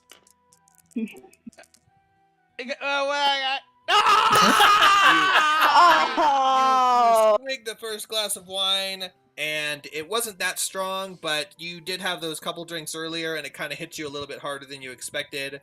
But you shake it off and prepare to drink the other glass if you are ready. I cast Druidcraft, and some little, like, tiny leaves blow in the air in front of my face as my eyes googly out. Googly eye. Justina shakes her head and says, "All right, come on, Justina, hold it together. You can do this." And she looks over at Pantok and she says, "Pantok, hook me up." And he winks and says, "You got it." And he casts Prestidigitation to make the wine taste like you know what. That doesn't even make any sense. Okay, 10 plus. At least that's a real roll. Sorry. Justina's constitution is +2. So 12. All right. With your second drink, you slam it back, and this one doesn't hit you as hard. Your throat was kind of numb from the last one, and your head's still fuzzy from before. And you are holding your own. And he says, "All right, ready for round 3. Let's do some others. Let's give me some Kiowish. Kiowish, one of them. Nah, 2 of them. I need a second. I'm gonna need a chaser. What are you guys? Oh, you've got your. I want a Ghost Pale Ale. Ghost Pale Ale. Ghost Pale and 2 Kiowish. And the waitress. And then wait, well, hold on now. And then after that, I want I want some honey mead too. He says, hold your horse. You think you're not even gonna get that one down. See, I gotta let the first 2 hit me real hard, and then the rest of them are like nothing. He says, It's tolerance. He says, let's just do the other one for now. I'm paying. What was that again? You wanted the short? Ghost Pale Ale. Ghost Pale Ale. 1 Ghost Pale Ale. And if she drinks it, then honey mead. And the waitress brings over 2 gills of Kiowish and a Ghost Pale Ale. And she's got the honey mead out on the bar, but she hasn't served it yet. And she sets it down in front of you, and he says, "A toast to 60%," and chugs his first Kiowish gill. All right, I chug my Ghost Pale. 13. Justina swigs her wine. Now this is you're not proficient in Constitution. God damn it! No, I'm not. I checked. Yeah, I'm not, and neither is Pantok. So Justina's third roll is a 7. Toddy, make another Constitution saving throw. 16. Right. You go to put the. Oh, hold on. What was yours, Justina? 7. 7.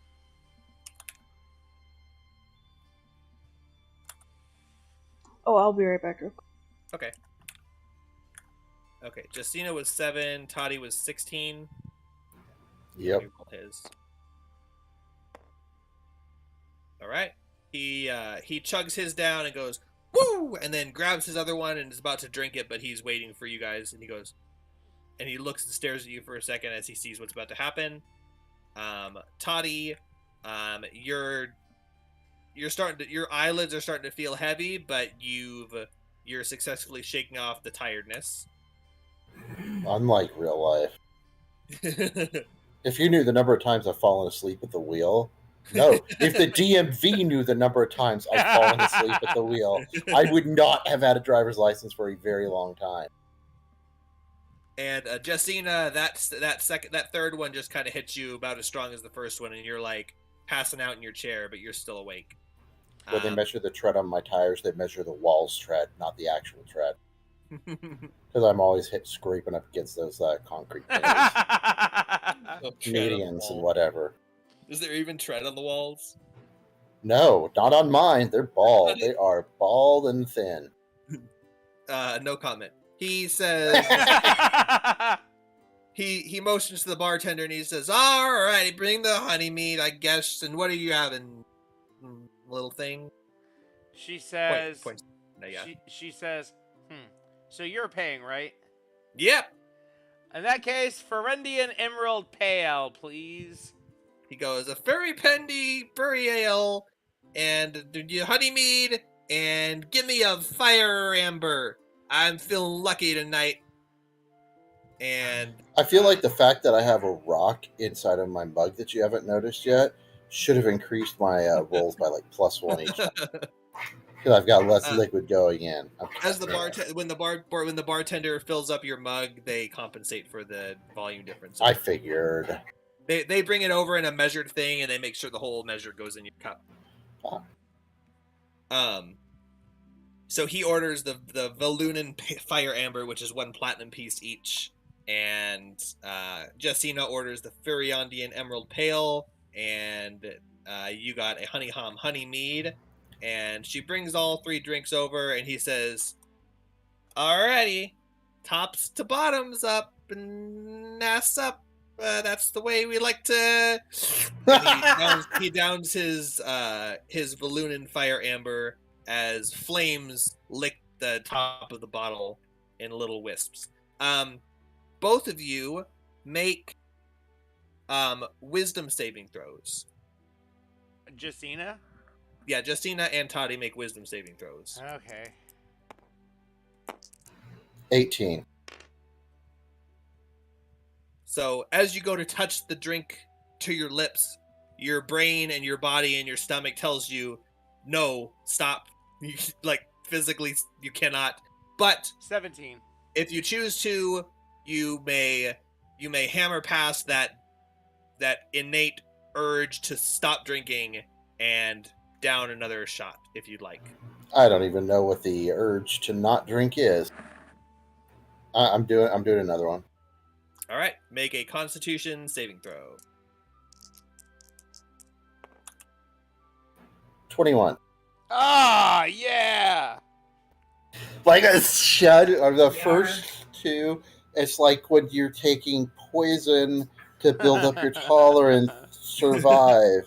They say that there's no poison limit to tolerance arsenic, but they've just never with the cherry pits. All right, and Justina? Amanda just asked me if I was role playing. She's like, "Thank God." Either you were role playing or you were having a stroke. Okay. Which, with my health, it could be either. Justina got a 17 on her wisdom saving throw. Did she also think she should stop drinking? Oh, it's not about whether you think you should stop drinking. It's whether you're physically able to push past your limits to continue drinking. Oh, okay. So I'm good? Yeah. Okay, I look at the wine, so Justina looks down at the mega pint of wine in front of her, and she licks her lips, and she goes, if I gotta go down, at least it's in a tasty way. She's a big wino. She loves wine specifically. Yay! Yes! 7. Oh man, that changed the last second too. It was a 3. So that's 17. Tasty wine. Kara looks around the table and sees everyone's kind of holding their own. Everyone's just kind of in the zone at this point, and you all kind of drank, and you're all looking at each other, trying to gauge each other's like sobriety at this point. Kara and Pantok make perception checks. Actually, Kara, perception. One of you can make perception. One of you can make insight. You can choose it, whichever one you want after you roll. Does this count as a roll? I flicked my die. Yeah, flick. How do you flick it? It's a tool. Yeah. Oh, F. That's cool. No, wait, nope. That's just flipping it between 2. That's cheating. Oh yeah, I'm gonna win this next one. Look at this. Look at this. Look at my roll, Jake. Did you say perception? You can make either a perception check to watch your surroundings or an insight check to gauge his current state. Ooh, okay. Which one are you making, Kara? Kara may not be there. Oh crap! Did they go AFK a while ago? The kobold fell asleep at the table while everyone else is And drinking. she's not even drinking. It was a contact drink. They might have gone AFK and we forgot. What's the perception check? Or is it same thing, perception or insight to see if he's getting drunk? Perception is what you guys said earlier about watching. What this would be up until this point, watching to see what's going on with the bar. So, like, if there was funny business going on and you caught it, then this would be the point where you would realize it and go, I caught something's going on. Okay, I'm guessing that my... Wait. Perception or insight? Oh, those are both wisdom. Okay, well, I'm I'm guessing my insight is better, so I'm just gonna go with insight. So that's 15 insight. All right. Based on the way you're looking at him, you think he seems like he's getting drunk, but it seems like he's also got a little ways to go, and you might be in over your heads as far as his constitution is.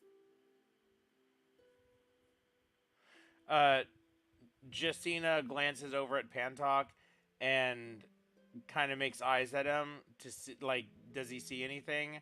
And he gestures, he kind of like shakes his head and points at the guy as if, oh no, he's doing fine. So he non-verbally communicates exactly what you told me.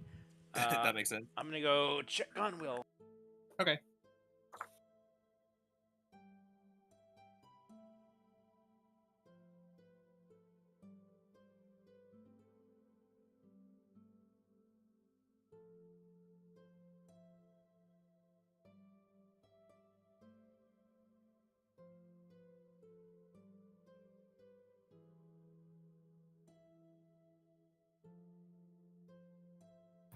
For the first time, my role-playing skills were enough that Amanda was worried. Either that or she's starting to get excited about that life insurance money. Hello. Oh, hello. Welcome back. Could you tell me what happened? I had to go to the bathroom. Roll initiative because we're already in the middle of a battle. What the fuck? There was a hill giant and it attacked, and I'm now unconscious. What? Yeah. So this bard named Fancy ran past with a whole bunch of... Whoa. The first hill Wait. giant was just the warning, and then it was sand giants. Lots of sand giants. Oh my god. No, none of that happened. But we're getting drunk, and you can make. Oh, it's happening now. 15 hill giants, specters. Don't bring the specters to the docks. The docks don't do anything. Take them to the zone line. The docks are where people are, so they can kill it. Low-level people. Right, Jessina's high enough level now that she could train specters. You can kill specters. Was this your roll, Kara? Yes. What is your perception modifier? Plus. So that's 6. Sorry, you're cutting out. Plus 3. +3. What is my perception modifier? Okay, so 16. So you're keeping an eye on the bartender and the barmaiden and everyone, and it doesn't look like there's anything fancy going on. It looks like they're pouring the beers from the same taps and all that stuff. So you think he's just that combined with Pantok's perception that this guy's holding his own, you think he's just has a very strong constitution and is doing really, really well at holding his drinks. But you don't think there's any funny business going on. And we are on round Meanwhile, 5. that wizard is standing in the corner thinking, and all I wanted was spell scrolls. Round 5. Okay. You guys order some more drinks, and they get brought over. And at this point, everyone's kind of in a haze, and no one really knows what they're ordering anymore. And the barmaids are just choosing for you. They're just bringing some stuff over, but it's stuff that you like. And they bring it over, and you all look at the glasses, and he looks around at all of you. Make wisdom saving throws. Pantok and Toddy. Or Justina and Toddy, whichever one. 9. Oh. You said wisdom? But not Kara, because Kara... Oh. What's Justina's? I rolled a 15. It's all the way over here. Oh, okay. And what was it again? Wisdom saving throw? Wisdom saving throw, yeah. Okay. 15's a pass. Okay, 21, by the way. Okay. Just because and Toddy, yours is 9. You stare at the glass, and your stomach just roils, and a burp just kind of like runs its way up your esophagus, and you just physically cannot bring yourself to take another drink of this. You can push yourself to the limit and take one more swig, but this would be your last time if you decide to drink that. Not literally your last time, you're gonna die, but you're like, this would be like going just into zombie mode and just porking it down. This is where it cuts to the funeral where the guy's talking about how I die doing what I Oh my love. god. Damn straight. Let's do it. All right, Wait, so okay, so I take a drink. and just so you know, you're fine. You're getting close to your limit, but you're able to push past it. So your Constitution saving throws. Go, go, go, go, go! Natural fucking 20! Yes! Let's go! Jacina's I inspired. think that should earn me another drink. Bartender, I want to celebrate. Ah, fuck! Oh no. Uh-oh. Jacina gets cocky and sees you doing so well, and she's like, "Yeah, this ain't a big deal," and she swings back the wine. My rolls kept getting better and better every single round. So with Zach getting a nat 20 and Elmo getting a nat 1, Yay! You're kidding. You're joking. There's no way. Toddy chugs back her drink. And Wait, where's the die? Where's the die? Did you roll it? Is this at the It's pink behind one? his hidden screen. Yeah, I'm rolling off. Toddy chugs back her drink, and as soon as it hits your stomach, you just let out a thunderous, involuntary burp that just queef. Also, I'm just kidding. it just rattled the table. In I the always bar. queef when I burp. You actually rolled a natural one for real. Yeah. I figured you were just fudging it Nope. for story purposes. Nope, I would have fudged that a while ago if I was going to start fudging. And, just, and he just looks at you and he starts to burp also, but you can tell that more than burp comes up, and he's like, and Can I use my slows reaction down. to dodge to the side? He doesn't. Let it Dexterity out. saving throw to dodge the vomit. He's still holding it in.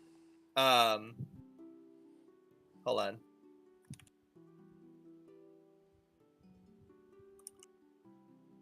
Oh, actually,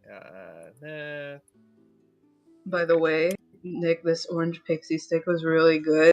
Listen, I had other pixie sticks. I'm bringing this up again because I'm eating it, but I had other pixie sticks, but I wanted an orange one. I'll save it you is another so orangey. Thank you! right, Orangey. Red's the best. Jacina, you see this happen, and as you chug yours, whether it was before or after, that's the last thing you see, and the rest of you see Jacina just kind of slouch in her chair, and her head goes thunk on the table as she slouches down in her chair. You're passed out. Pantuck shakes his head and goes, "Oh, this happens every time."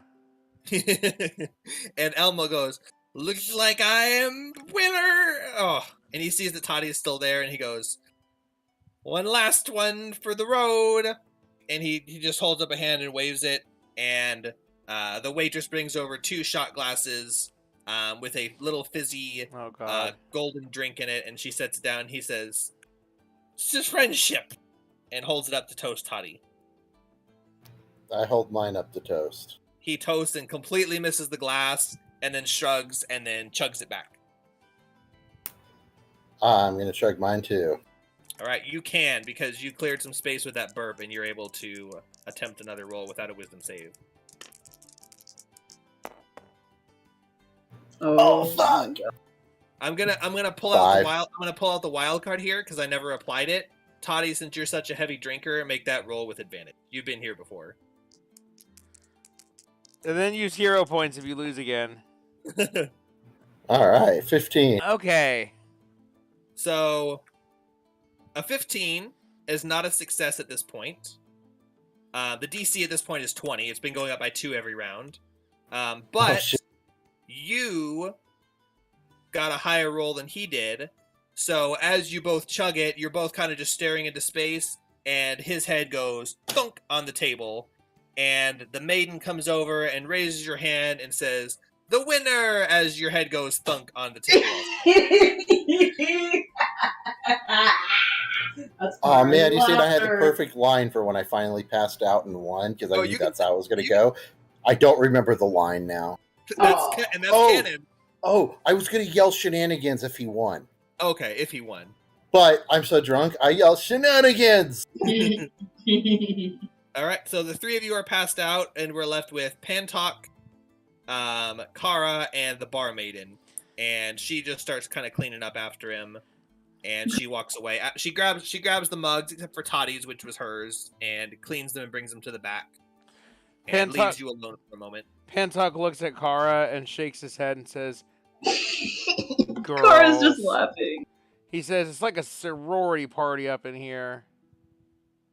That's okay. Won't be the first time I've had to deal with drunk, passed out party girls. Come on, let's go get them upstairs and get them in bed. Okay. I'll As take Toddy, I guess. Yeah, Oh. I'll take Justina.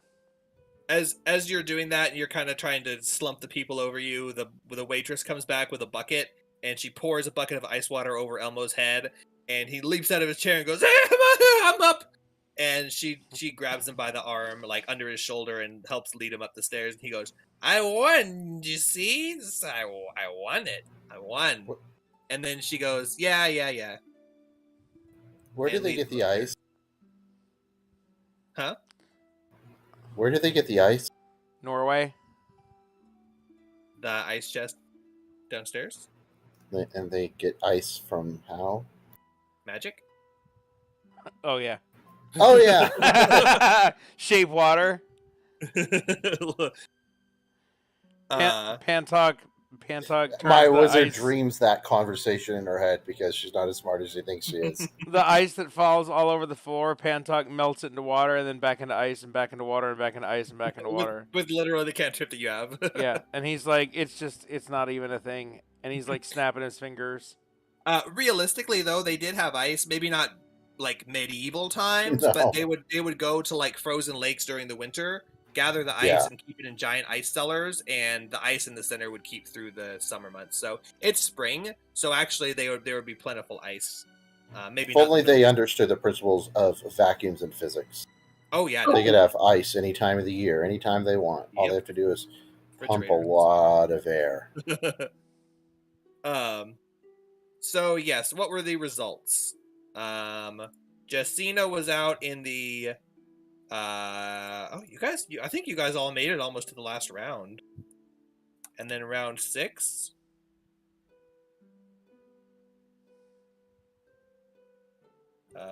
Toddy 20. Yeah, so first round you all failed one. The next round he succeeded on every roll after that. Until the round Holy where shit. Justina failed, and then the very last round. So based on your agreement and the witnesses who have watched that and would contest or attest to the agreement, that would be a 30% cut of whatever loot you guys get. If you Good job, choose- Justina. If you choose to take him with you on your adventures. Of course, you're still not obligated to, but that is his offer. Is one of you had bested him. And based on his split, it was 30 and 30, and yeah. You know, hiring an army is going to get really expensive after the third one. Third member. Okay, They so might have, if different Justina hadn't joined, then we would have won. and you might mention that to him. You might bring that up to him. I'm gonna gaslight him and say that I was just drinking along with them, but I wasn't officially in the contest. You are totally welcome to make that check when you're all conscious and sober, and I am shall. definitely willing to consider it. The formal agreement was only him and Toddy. You joined afterwards as kind of like a half-drunk afterthought. That's what she said. Aren't all things. So you could totally make that claim. You could totally be like, "Hey, I know we kind of chickened out halfway through, but you know, Toddy did beat you one-on-one fair and square, so." And he might be totally amenable to that suggestion. However, half of your party is now passed out. Would you all like to retire to your rooms and take a long rest? I don't believe Yes. Justina and Pantok have a room yet. Nope, they haven't I have a paid yet. feeling. Go ahead. I have a feeling that I don't have a choice in the matter of where I retire right now. I'm just hoping my teammates protect me. Otherwise, it's Calcutta and 89 all over again. So And then Pantok 91 and 93. Pantok will go to the barkeep or the innkeeper and pay for his and Justina's rooms in the hostel thing, and then he'll carry her up to her bed. Okay, I believe that was 1 silver each, so you may both mark off 1 silver piece. Okay, and this time I actually have change. So Pantok has, let me see, 9 silver. So now he has 7 silver. All right, and unless anyone would like to do anything specific or particular, you may take a long rest and apply those effects and wake up in the morning with or without hangovers. Okay, so yep, we take a long rest. So I'm healing up my hit points. Didn't use any hit dice. Hit points full, and if you use actually at level 1, if you use any hit dice, they're all maxed anyway. So, yep, hit points full, spell slots full, all that stuff. Go ahead and mark them off. Make sure you mark them. I'm not going to double check later and see what you did and didn't use. So marking them now is the only way to know for sure. And after that's all done for everyone, Justina and Toddy make another Constitution saving throw. Justina and Toddy, okay. This is to see if we pee ourselves in our sleep.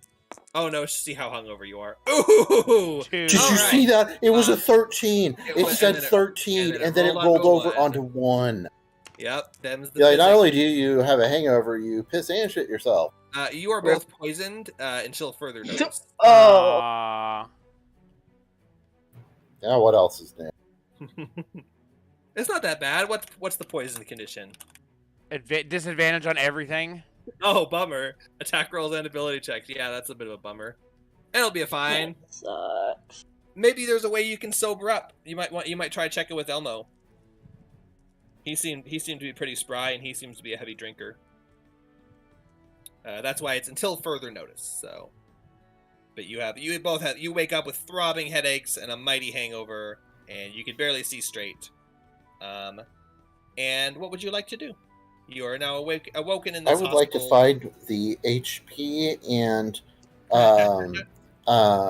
hit dice on my character sheet. Let's see. Because I can't find it, and I can't remember if I took damage. I don't think I've taken any damage or used any. You but I have wanna not make- taken any damage. You haven't ever written your current hit points, but it is. Well, that would be... Oh, okay, yeah. Sure. So you can put 9 there because that's your max hit points. There is no spot for hit dice. Oh, the Yep, other. right there. Oh, well, there is, but not current hit dice. But we Nah. haven't done a short rest, so it never came up. You can type those somewhere where there's text. You can use like personality traits or condition, but also write in condition, write poison. Oh, where's condition? Above temporary hit points in gray.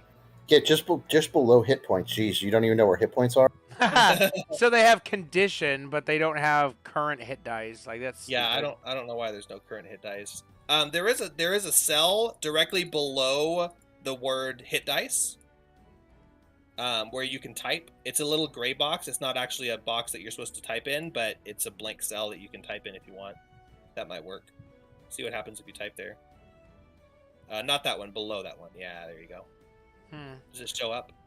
Oh, no, not that one. The one below that. Well, I was thinking I could write my hit dice max there, and then I could keep track of how many are left in the spot above. Although the spot above it's one of those, hey, hold on, don't miss Yeah, out. It's an auto calculator, so yeah, I wouldn't do that, unfortunately. What the hell? Can't help but feel like they forgot an important part of the character sheet. Yeah, that one's kind of crucial. I don't know how they forgot that. Did you break your sheet or something, Nick? I'm breaking it on purpose. Yeah. Oh, okay. I'm trying to see if I can, because there's enough room here. So I'm just gonna merge. Okay, that so works. there we go.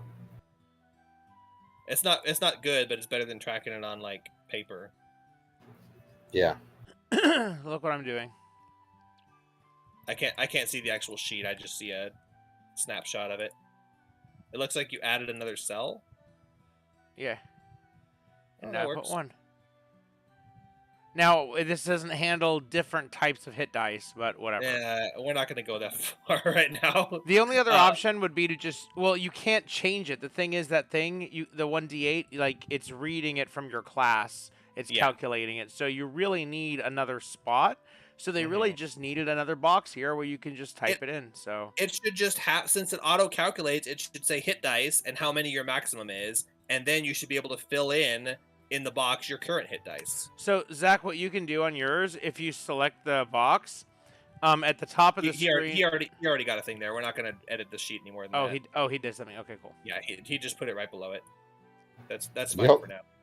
Okay, That works well enough for now. as long as you can track it. Yeah, I mean you have one right now, so there's not much to track.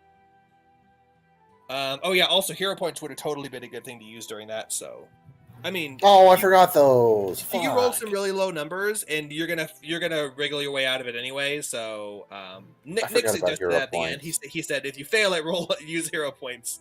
I never heard him say that. You rolled a 17 anyway, so it didn't matter. But Well, I must have cut out. I didn't hear it. Yeah, I said that after I didn't think to use hero points in any of my failures. yeah, Saving the hero points for when it matters, Hick. Should I change up Jusina's spells at all? Right now she's got Entangle, which can snare enemies. Fairy Fire, which makes it easier to hit them and shows invisible. Healing Word, that's my heal. Ice Knife, that's my damage. And Speak with Animals. Other options are Goodberry, Detect Poison, Detect Magic, Create Water. What about Create Water? We're in town. That might be one to take when we're out in the wilds or we're running low. Well, it'll be for the whole day. And what are we doing? We're going to a farm and we're going to investigate. What was it again? there are vermin infesting the fields, and you are being tasked with clearing the vermin from the fields.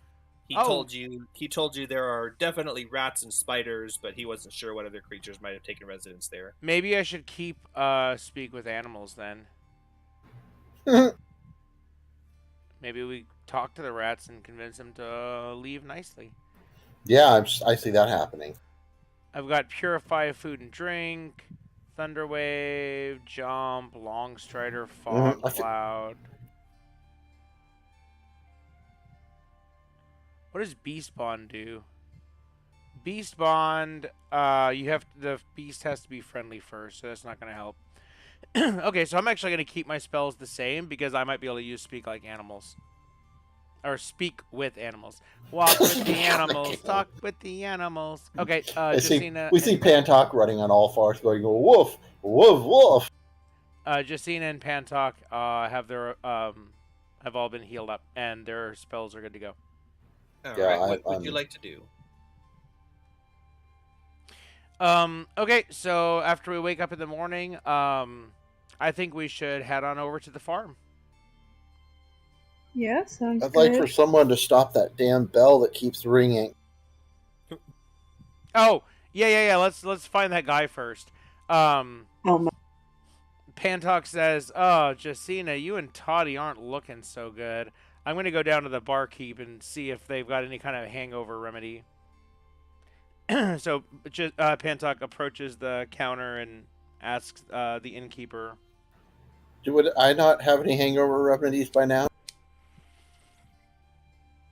You're like, it's not on your character sheet. Well, on your character sheet, you've been drinking coffee. That seemed to help you a little bit. Yeah, but that was just role play. It wasn't even coffee. It was coffee flavored water. True. But coffee might help you. Oh, geez, hold Do on. they sell coffee? Something fell down at my feet. What the hell was that? Yeah. Are you going up to him and ordering some coffee? Pantok. Yeah, I want to go up and order some coffee. How much is it? He says, "Oh, coffee's free with room and board."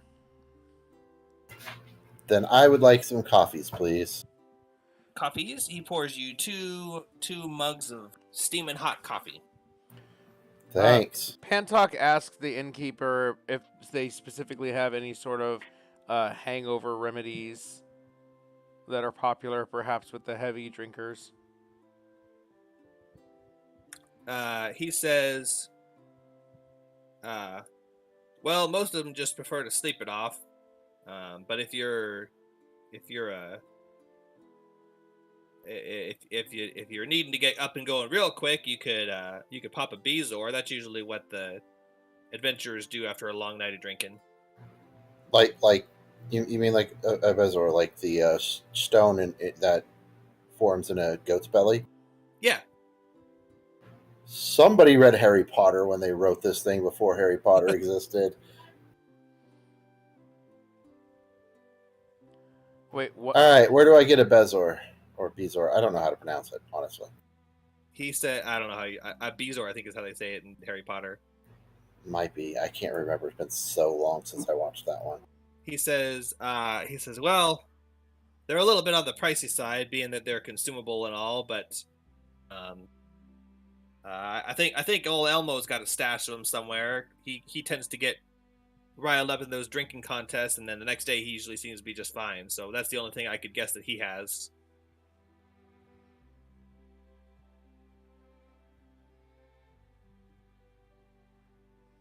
But I don't know. I don't keep them. Oh, okay. So you don't sell Okay. you don't sell that here? Oh no, that's a powerful magical item. I don't have any of those. Just Oh, lying okay. around. Okay. Well, I'll just take the coffee for now. And so do I? I need to. They said I need to find that guy if I want to see if there's any kind of magic hangover remedy. He says Elmo has some way of doing that, but Okay. Is Elmo still around here? he says, Well, Elmo's- I saw him leave earlier this morning.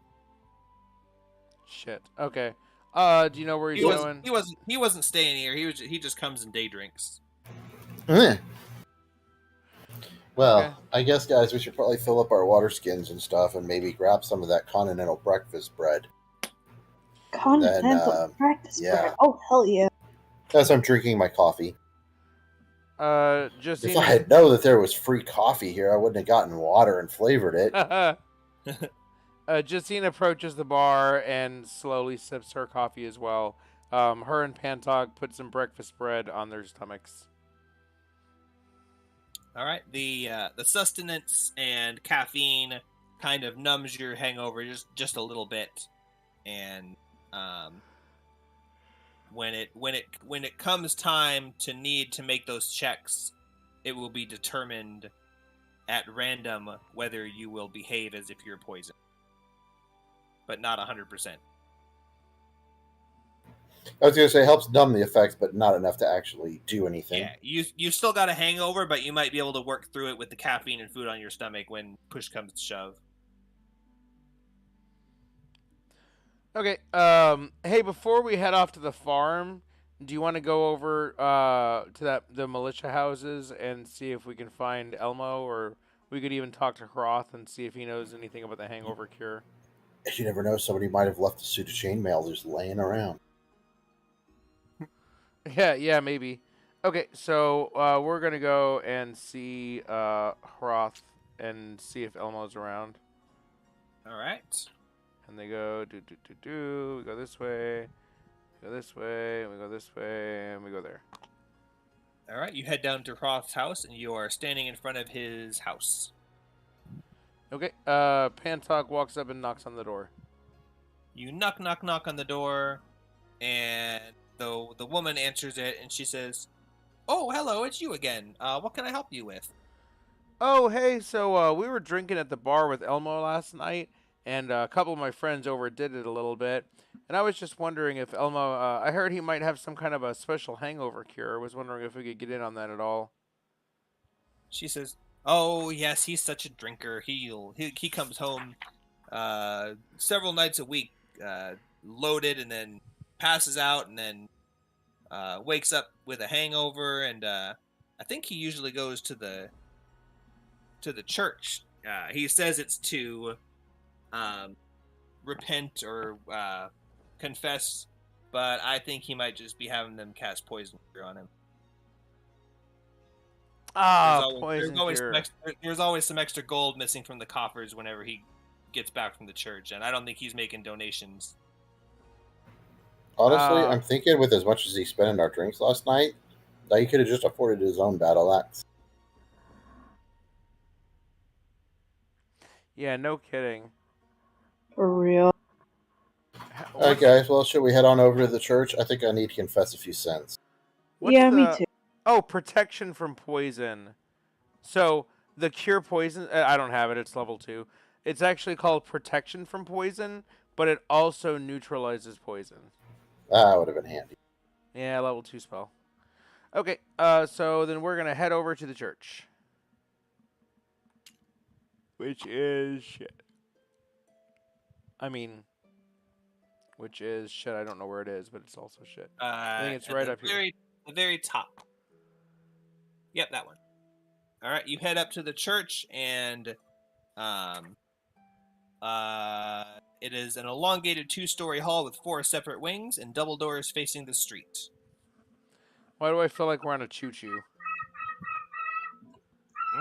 The first Like building. that. I wasn't the one No who got idea. you drunk and passed out. The first building when we enter town is the church, and we pass it by, and now here we are, somehow back at the church after someone passed us in the street and talked us into having a drinking contest, and then the only way to cure ourselves from drinking contests is to go to the church, so here we are. We're back in Sounds the like a fucking racket to me. building You want to hear again. a railroad? You want to see a railroad? Go knock on the door. Okay, so Pantok walks up and knocks on the door. Before you can knock on the door opens, and standing in front of you is Elmo. Oh. He kind of looks a little bit bashful, and he goes, "Oh, fancy seeing you here. Followers of Saint Cuthbert too, huh?" And he looks completely sober and happy and healthy. Yeah, whenever we're in the area, so, sure you just got through with your morning, meditation, so that's what we're here for as well. Hail, He hail. He says, "Yep, just here for the good old, prayers and worship and all that. Yeah, that stuff." Yeah, us too. And Justina stumbles in the door. And He's she's got just a mic. leaning on Pantok. He says, "Yeesh, yeah, y'all don't look too good. I'll tell you what. I consider you to be my party members now, since believe we have a deal struck in alcohol, and I'm not one to keep information from valuable members of my party. If you want to go in there, tell the head priest to give you some cure poison and take it out of my fund." Oh, wow, that's great. Thanks, Elmo. You really are a friend, and thank you so much for helping Justina. Wow, that's crazy how she got drunk while she was watching you and Toddy have the contest. Yeah, because, remember how she wasn't participating? She was just, hanging out with you and drinking, but then it was you and Toddy in the contest that Toddy won. He rubs his beard and he says, "Yeah, for some reason, as I was having my fever dreams, as one does, for some reason I had a vision." Tell me about it. Oh my god. I had- Every single night and at least 6 times driving to and from work every day. He Yeah, says, full circle. I felt like something happened, and it was just me and Toddy, but then you joined, and I seem to remember winning. No, But- she was moral support. Yeah, I just asked in the spirit. I asked the bartender if I beat everyone, and he said no. But Toddy was the only one who I was drinking with. But I could have sworn that I had something to celebrate. But Moral support. yeah, that's Yeah, I think you were celebrating joining our party because we came to an agreement, and once we get you that armor, which of course we'll gift you free of charge, of course, since you're waiving your normal fees, of course the least we can do is give you free armor and weapon, of course. So that's what we were celebrating, our new friendship. he snaps his fingers and he says, "Ah, yes, that must be it. Yeah, of course. Haven't lost my whole noggin yet." And he taps his head and he says, "Yeah." So he holds out a hand and says, "Welcome to the party," and then shakes his own hand. Pantok reaches his hand out and says, "I'm sure that this will be mutually beneficial for both of us." And then Justina vomits on Pantok's boots. He steps aside from the church door and says, Yeah, you better get going. The priest is inside, and to the left. Look at the map. Inside and to a direction. Where's the door?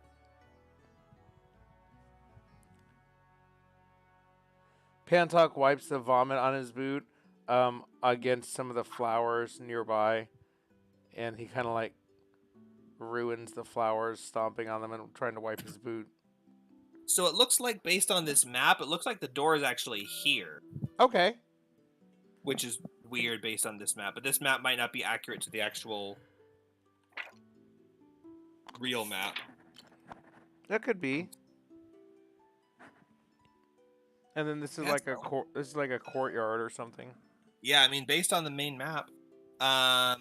So let's see.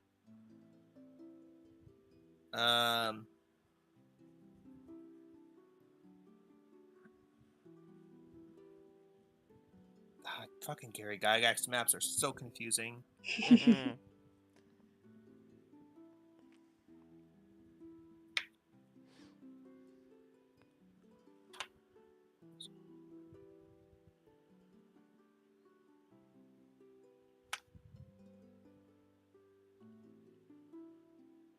Okay, hold on. I got the compass rose. Let me see. That's east. Where's east on this map?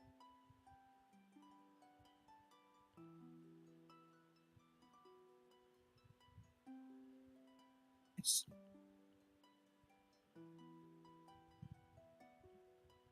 Yeah.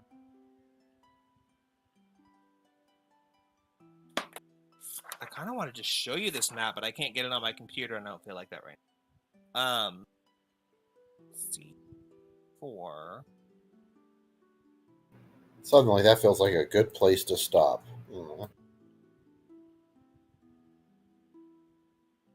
Well, you know, whichever door you enter, there's a priest standing there, and he says, "Oh, hi, can I help you?" Hi, my name is Pantok the Great Magician.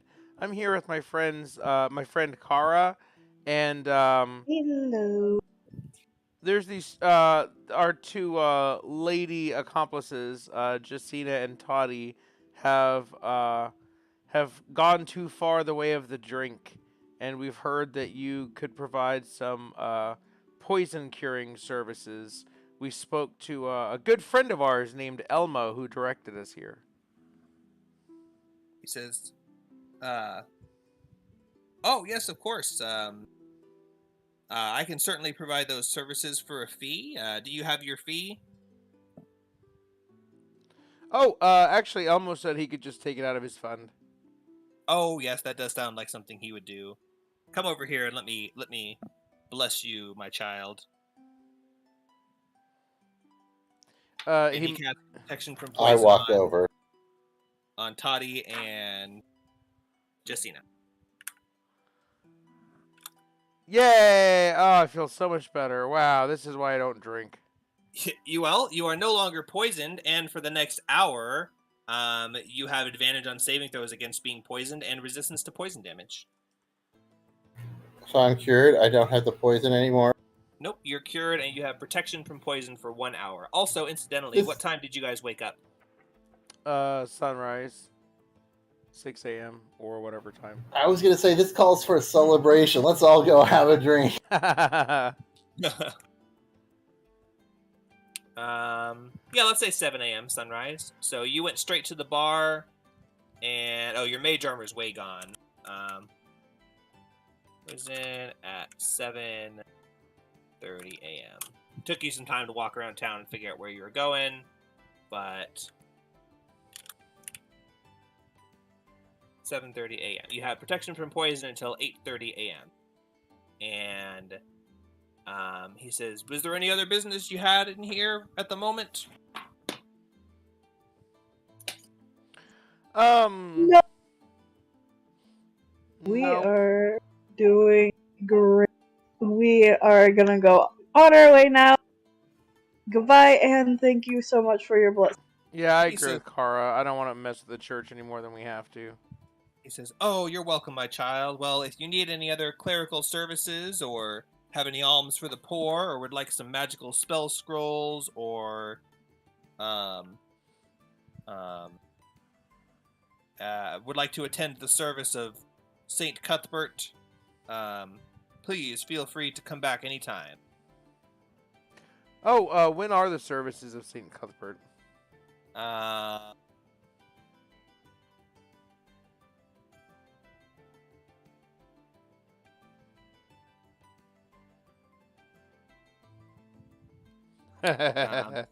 Services are on Sundays, and but the confessional and everything else is open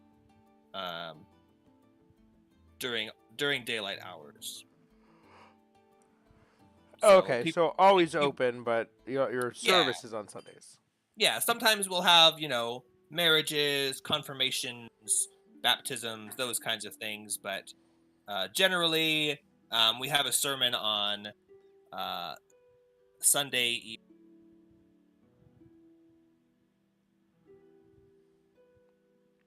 All right, well, we'll keep that in mind. Thank you very much. And we hop on out of that church. Yep. All right. And where would you like to go now? And So- keep in mind, we'll probably be ending soon. Do we know where the farms are? The farm, there's farms all around. He told you the specific farm was behind the Druid's Grove, which you're not 100% sure where it is. Oh, crap. I want to ask the church guy where the Druid's Grove is. As you're turning to leave and you turn to ask him and ask where the Druid's Grove is, he kind of looks at you and says, "Oh, well." Oh, Justina's suppose- Justina's the one that asked because she's a druid. She says, says, "Oh, I heard you have a Druid's Grove around here. I needed to stop by and say something to the Archdruid. Could you direct us?" He says, "I suppose if my services have not been satisfactory enough for you." He says, "The Druid's Grove is directly across from the inn, and you will recognize it by the generous amount of trees and well-kept bushes and trimmed paths."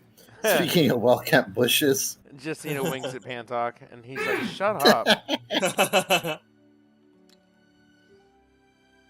Okay, away we walk. Tick tock, tick tock, tick tock, tick tock, tick tock, tick tock, All right. tick Tick So this tock, is the tick tock, Druid's Grove. tick tock. tick tock, tick And tock. behind the Druid's Grove, there's several farms that it could be. So we're gonna start over here. All right. Well, that building, I believe, is the Carpenter. Check here real quick.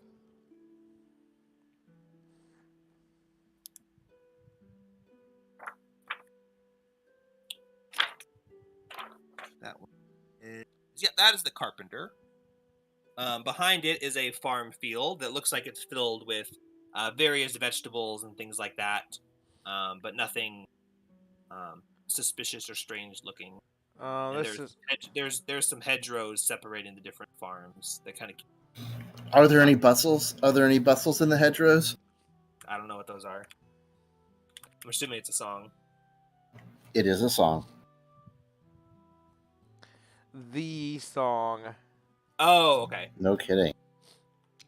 Okay. Sorry, I think in music and memes. Okay, so let's just walk to the next building here and see what this one is.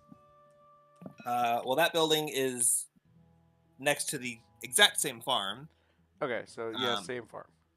but I can describe that building if you would like. Oh yeah, sure. We won't bother them because it doesn't look like that's the right place, but It's a barn-like house with a wheel nailed to a post. This house appears to be converted from a rustic barn. A wheel with a broken spoke is mounted to a simple post just off the road.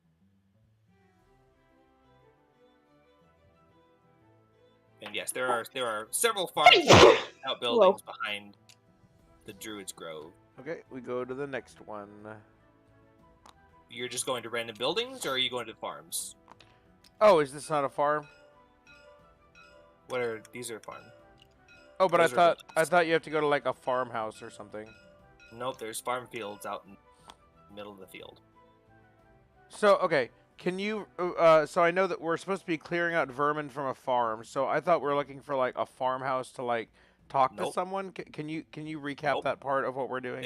There is a large farm field that was tended by some people who came here behind the Druid's Grove, and it was left derelict and overgrown. There are no people there to talk to. Those people have left town. The town has been the farm field has been relinquished to the care of the city, but it's been left derelict since the people left. And now they are trying to clear it so that it can be used again by someone. Okay, thank you. All right, so then we are going to let me see. So let's approach from over here. Well, can we walk through the farms? Because There's space you can walk.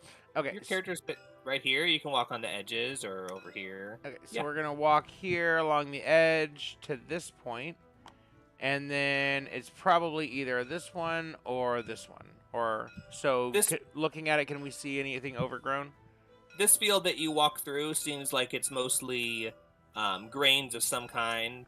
This one is empty for the time being, and this one is filled with overgrown, twisted, gnarled bundles of hay and mismatched There it plants is. and weeds Nice. and thickets and thorns and a purplish fungus type of mycelium spotted here and there on the plants, but the whole place is just a thicket of mess. Oh, nice. Hey guys, I think this is the place. Let's hack our way through. Gotcha. Sounds like a plan. Let's tickle this elm. Where'd I put your tokens? Wow, Gygax has a map for literally everything. Oh my god. Alright, so you approach the field from here, and this whole field has a kind of a low what's it called? It says the word in here. A low bustle in the hedgerow. Some kind of a fence. It used a word that I didn't like when I first read it because it was stupid. Split rail. There's split rail and post fences. These are split rail fences.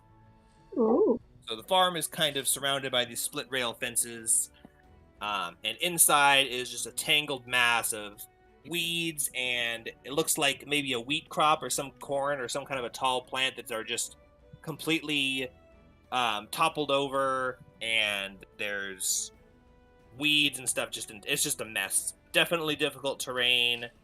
You can't see beneath it. It's like waist deep in thicket. And apparently there's monsters in here, so have at it. Okay. Well, Jacina has a scimitar, so I could use that to hack a path through. This looks like a job for a good leader like Pantok to go first. Pantok says, I've got a No. wand, although I can cast fireballs.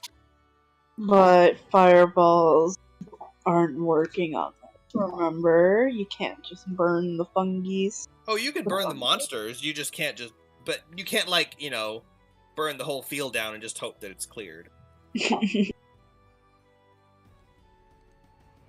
So I can.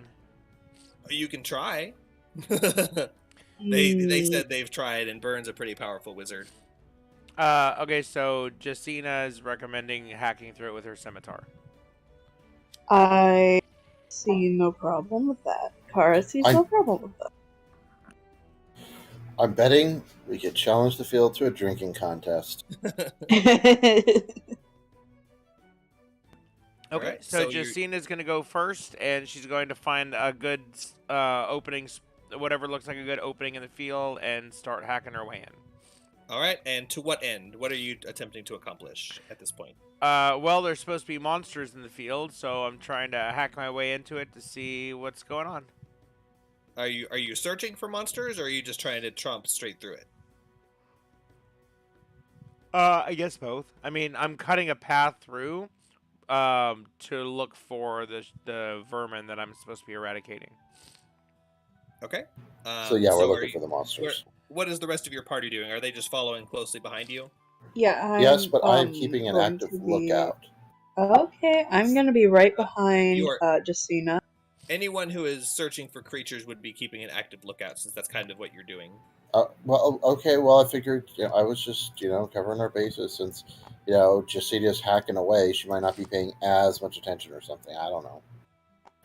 I'm hungover. What can I say? No, you're not anymore. We went to the church. Don't you remember? No. Let's see.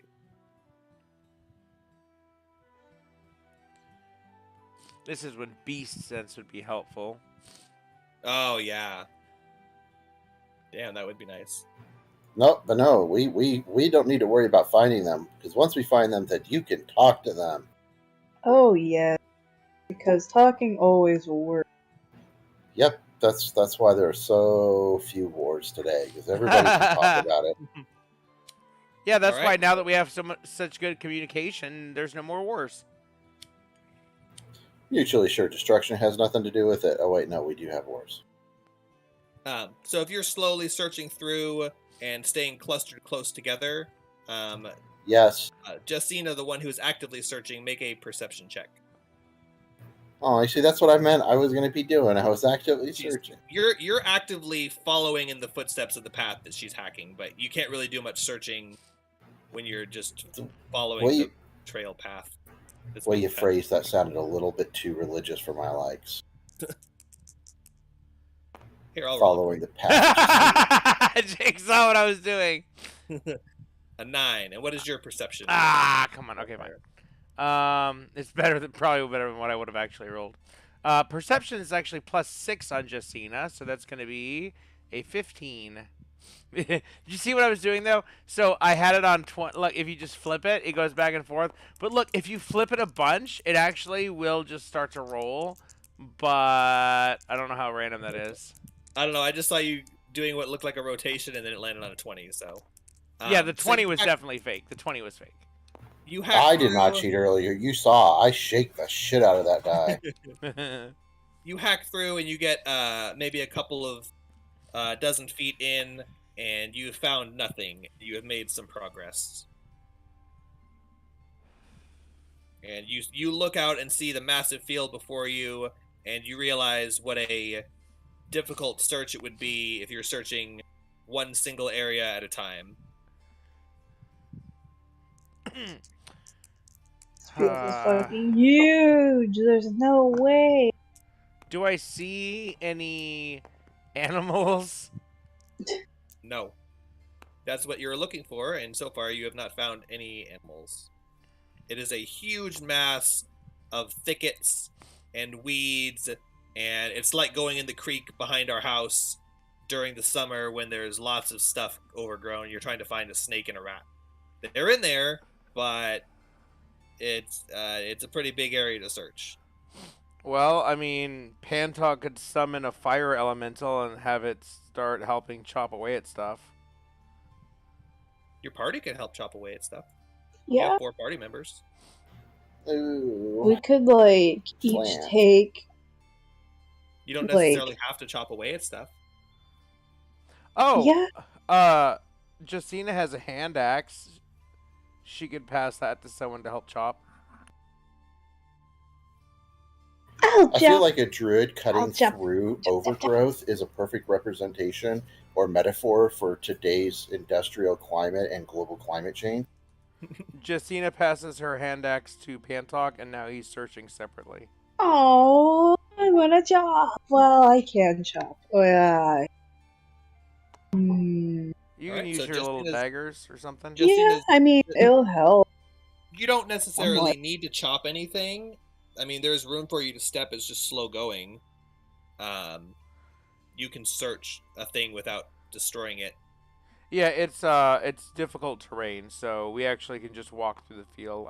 I'm being over dramatic. So here's what I'm gonna do.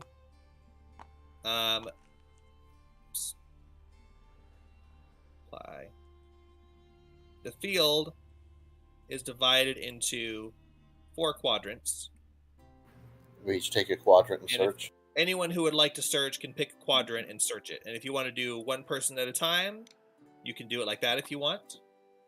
Or if you want to split up and each search a different quadrant. Pantalk says, "Hey guys, I have an Or idea. two. This is really slow going. Let's split up and each take a different quadrant of the field and start Ooh, searching." you sure that's okay? Maybe we should have 2 of us search half, and then 2 of us search the other half? Don't you think that might be a Or little better? we each take a quadrant, except somebody takes my quadrant and I sit over here and drink my coffee. No. No, this is we're actually not that far apart, so if someone got attacked by a monster, it would be Well, totally it is fine. rough terrain. We're basically we're all in the same area. Yeah, but we've got weapons. I mean, we've got ranged weapons and stuff. Like, it's Magic. fine. Yes. That's what everybody says before everybody dies. We're fine. We can take one Oh more my name. god. Fine. If you say so, but if you start dying, don't come crying to me. No, Anyways, I'll I'll go crying take to this Justina like loss. I always do. I'll take this quadrant over here and start, like, thoroughly investigating for any vermin. I'm not chopping through it quite yet. Maybe I'll do that in a little bit. If I don't find anything just yet, then that's what I'll do. All right. Sorry, I couldn't resist. Keep moving at one tile.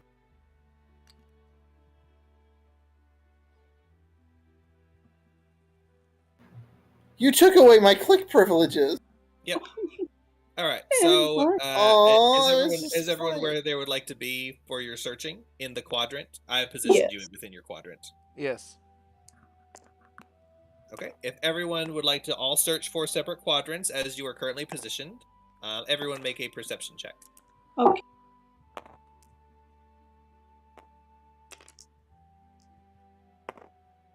Sorry, I was just playing around, Jake. No, you're fine. 15. Oh, Pantalk is no, sorry. Justine is 15. Pantalk is 17 from Kara. 12. All right. Pantalk see. is 22. Okay. Let's see. Give me 1 second here.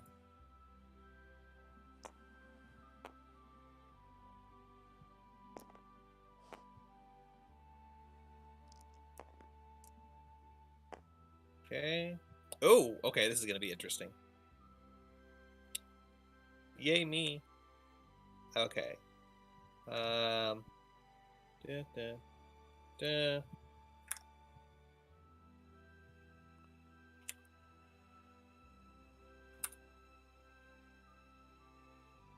Oh, also, when I was trying to convince you earlier to us not to split up, that's because I have pack tactic. You can Dude. still attack from range at someone else. I know that can still happen, but pack tactics, I like pack tactics. It's very cool. Anyways, Don't you still well, get it's late now. Don't you get that if you're attacking like with your bow from range? Let me see. I think you just have to have an ally next to an enemy. Yeah. You have advantage on an attack roll against a creature if at least one of your allies is 5 feet within the creature Yeah, so and the ally. Yes, so you don't have to actually be in melee range. You could be far away shooting it with a bow as long as one of us is near it in melee range. However, Gotcha. you are the tankiest in the group, I guess. But actually, don't be fooled. Jessina has an armor class of 16, which is not that great. But she does have a shield, and she's got 10 hit points, which I think is the most in the group. So she's not terrible at healing. I mean, God, healing. not terrible at healing. Also, not terrible at tanking. I think she's a better tank than you, is what I'm saying. Damn. Like, okay. That's not saying a lot, but All right. So, Damn, that insult to injury. Let's resolve in reverse order. Jessina, as you're cutting through and stuff, you hack straight into kind of like a hollow beneath some of these things. It looks Ooh. like stuff has been kind of matted and pushed aside, and you cut into it and you peer inside, and it looks like there's nothing inside of it, but you see a glimmer of something shiny inside this hollow. It's probably about a foot high and maybe 3 or 4 feet wide in diameter. I jam my hand into it. You jam your hand into it, and it feels soft and squishy and matted with fluff and other bits of stuff. Oh, there's a joke here somewhere. By the way, I checked. So Kara, since he doesn't have a shield, is actually 15 armor class. So yeah, Jessina is the highest armor class and hit points for this group. 10 hit Oh, points yeah. and 16 armor class. You do have several casters. That makes sense. Yeah. Just another tank. Yeah, and slightly just one more hit point and one more AC than the rogue. So she's actually the one that should go up front if we have to. Also, she's gonna get pet form and stuff later. So I guess she really is her group's tank. Okay, True. so Jessina feels the furry thing in the hollow and tries to pull it out. We'll make an investigation check. The hollow is full of furry things. Oh, okay. Whoa, furry things. Yeah. Whoa. 17. So as you feel through, it feels like something. It's like this hollow was like it's a shell of thorns and grass and things like that. But inside, it feels soft and fluffy like a nest. But it doesn't seem like there's anything alive in here, at least at the moment. But as you feel through, you're looking for that shiny thing that you saw, and you come across something hard and chain-like. And as you pull it up, you see it is a gold chain that's covered in muck and filth. Ooh, I pull the gold chain out and place it into my pack. All right, Wow. you now have a filth-covered gold chain, which you can write down, and you can appraise it later, but you probably have to clean it off before you can appraise it. Meanwhile, as you look to your party members to see if they have found anything, who wants to go next? Me. All right, Kara. As you're searching and you're trying to figure out what's going on here, you see a little patch, kind of right over here. You can move your character there if you want. You see a little patch of, actually it's centered. Let's say it's centered right here. So move your character around wherever you want. But it's a patch of. You might want to wait till I tell you what it is before you move your character. Fair. The fungus that's been kind of mycelium all spread throughout this field. You kind of see some fruits of the mycelium kind of popping up here and there. It looks like kind of a big bulbous chunk of fungus, and it's just kind of throbbing there. Throb. And it looks very, very it's not outright obvious. Like Don't grab the purple throbbing mushroom head. It's a trap, trust me. It's probably gonna explode into spores if I touch it. But I go. Yeah. There are several of them, and I think did I say centered here or was it here? Right here. Okay, so yeah, it's centered there. So you're pretty close to it as you're approaching it in curiosity. So you approach it up to within like 5 feet. Yeah. Okay. Not touching it, but I go, "Hey guys, I found some mushroom bulbous."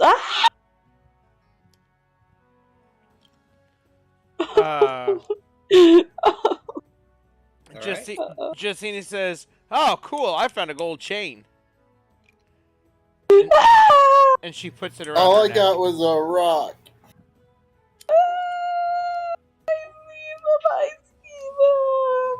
I do need to resolve mine though, but I'm sure I find nothing. Oh yeah, we'll resolve them.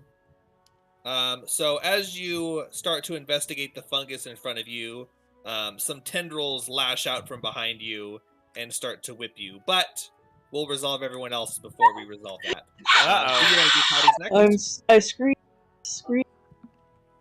Hey, you I rolled win. a 12. Okay. I win. All right. Let me read my notes here. Notes say Willow dies. So as you're tromping through the field, you're looking for something, and you get about here, and you step into something that you feel like your foot sinks just a little bit more because you've been kind of crunching down on the tops of these like plants and stuff, and your foot kind of sinks down uncomfortably far, and you go to pull it back out, and your foot you realize is stuck. And as you look down, you realize there's a mass of thick cobwebs, but not so much cobwebs as like fresh webs. And you're realizing that cobweb is directly in front of a giant spider, which is lurking beneath the grass, which lurches up to attack you. Oh And my- finally, Pantok.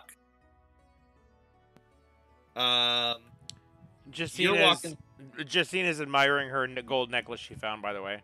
Totally unaware that her teammates are being attacked by monsters. Pantok, make a what was your perception check? You made a good one, right? 22. So you're stepping forward, and you're about to step on this big hollow, and you notice that it's a hollow before you step on it, and you hear squeak, squeak, squeak, squeak, squeak. And you look down and you realize there is a huge swarm of rats underneath the grass in front of you, and they're just kind of writhing beneath the grass. But you're just about to step on them, and you stopped short before that happened, and they have not done anything to you yet. He says, hey, Justina, you want to swap quadrants? She goes, no, I'm good. Why, did you find something? And he goes, yeah, we got a rat situation over here. And then you hear squeal of the funguses and Kara combined, as And they start I'm to lash out at screeching. Kara, Yep. and hissing and clacking of spider tendrils as they crawl out from its hole. This is where we roll initiative. If you guys want to continue later, because it's almost midnight. I think here is a good stopping place. We found what we needed to find. We did. Spider and very angry fungus boys. And I'm Yeah. scared. And Justina found an awesome necklace, so she's good. I found a pet. Oh, it's one giant spider. I'm gonna name it Aragog.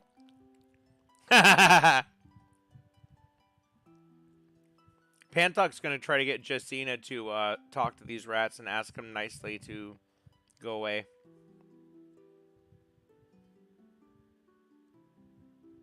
It's probably not a bad idea, considering your circumstances. Did you disable flipping the table? I think so. Because it's gray, and I want to click it to test it, but I'm afraid it would work. If it's gray, it shouldn't work. I think I have it disabled, but I thought it had to be disabled by permissions. Doesn't work. I tested it. My little hand goes click, click. Well, nothing happens. Click. Cool. Okay. Well, yeah, I'm good to stop it here, and then next week when we play, we'll just pick up here and start with the battle. Yeah, exactly. Are we playing next week then? As long as everyone can. I should be able to. Will should be off on Tuesday still. I mean, Oh, you know, yeah. at any time that could change, but right now they're still giving them Tuesdays off.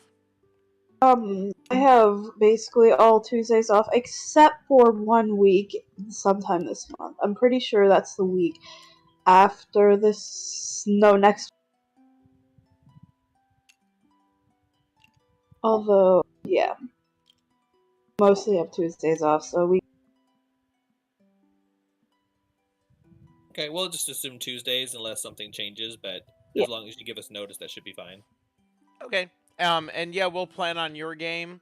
At least one more. I mean, we'll just keep seeing how it goes, but at least we want to finish up these battles and see where we go. But I was thinking maybe even Yeah. a couple more, depending on how you go. If we get to like a good stopping wait. point, then we might swap over and do mine. Guys, it's actually next week, but I'm off Monday. So, if that's okay with you guys, we Wait. can do it. Next week is Tuesday and then Monday, or next week is Monday? Next week is Monday. I'm actually 11th, a week from working yesterday. Tuesday. Yes. Yeah. Okay. That'd be fine with me. You think you can do Monday, Zach? Yeah, that should be fine. Cool. Okay, well, that's what we'll plan on then. I'm going to go ahead and end the stream. So thanks, everyone, for playing. And then next week, we'll find out what happens in the farm battle. And Jacina's just going to head off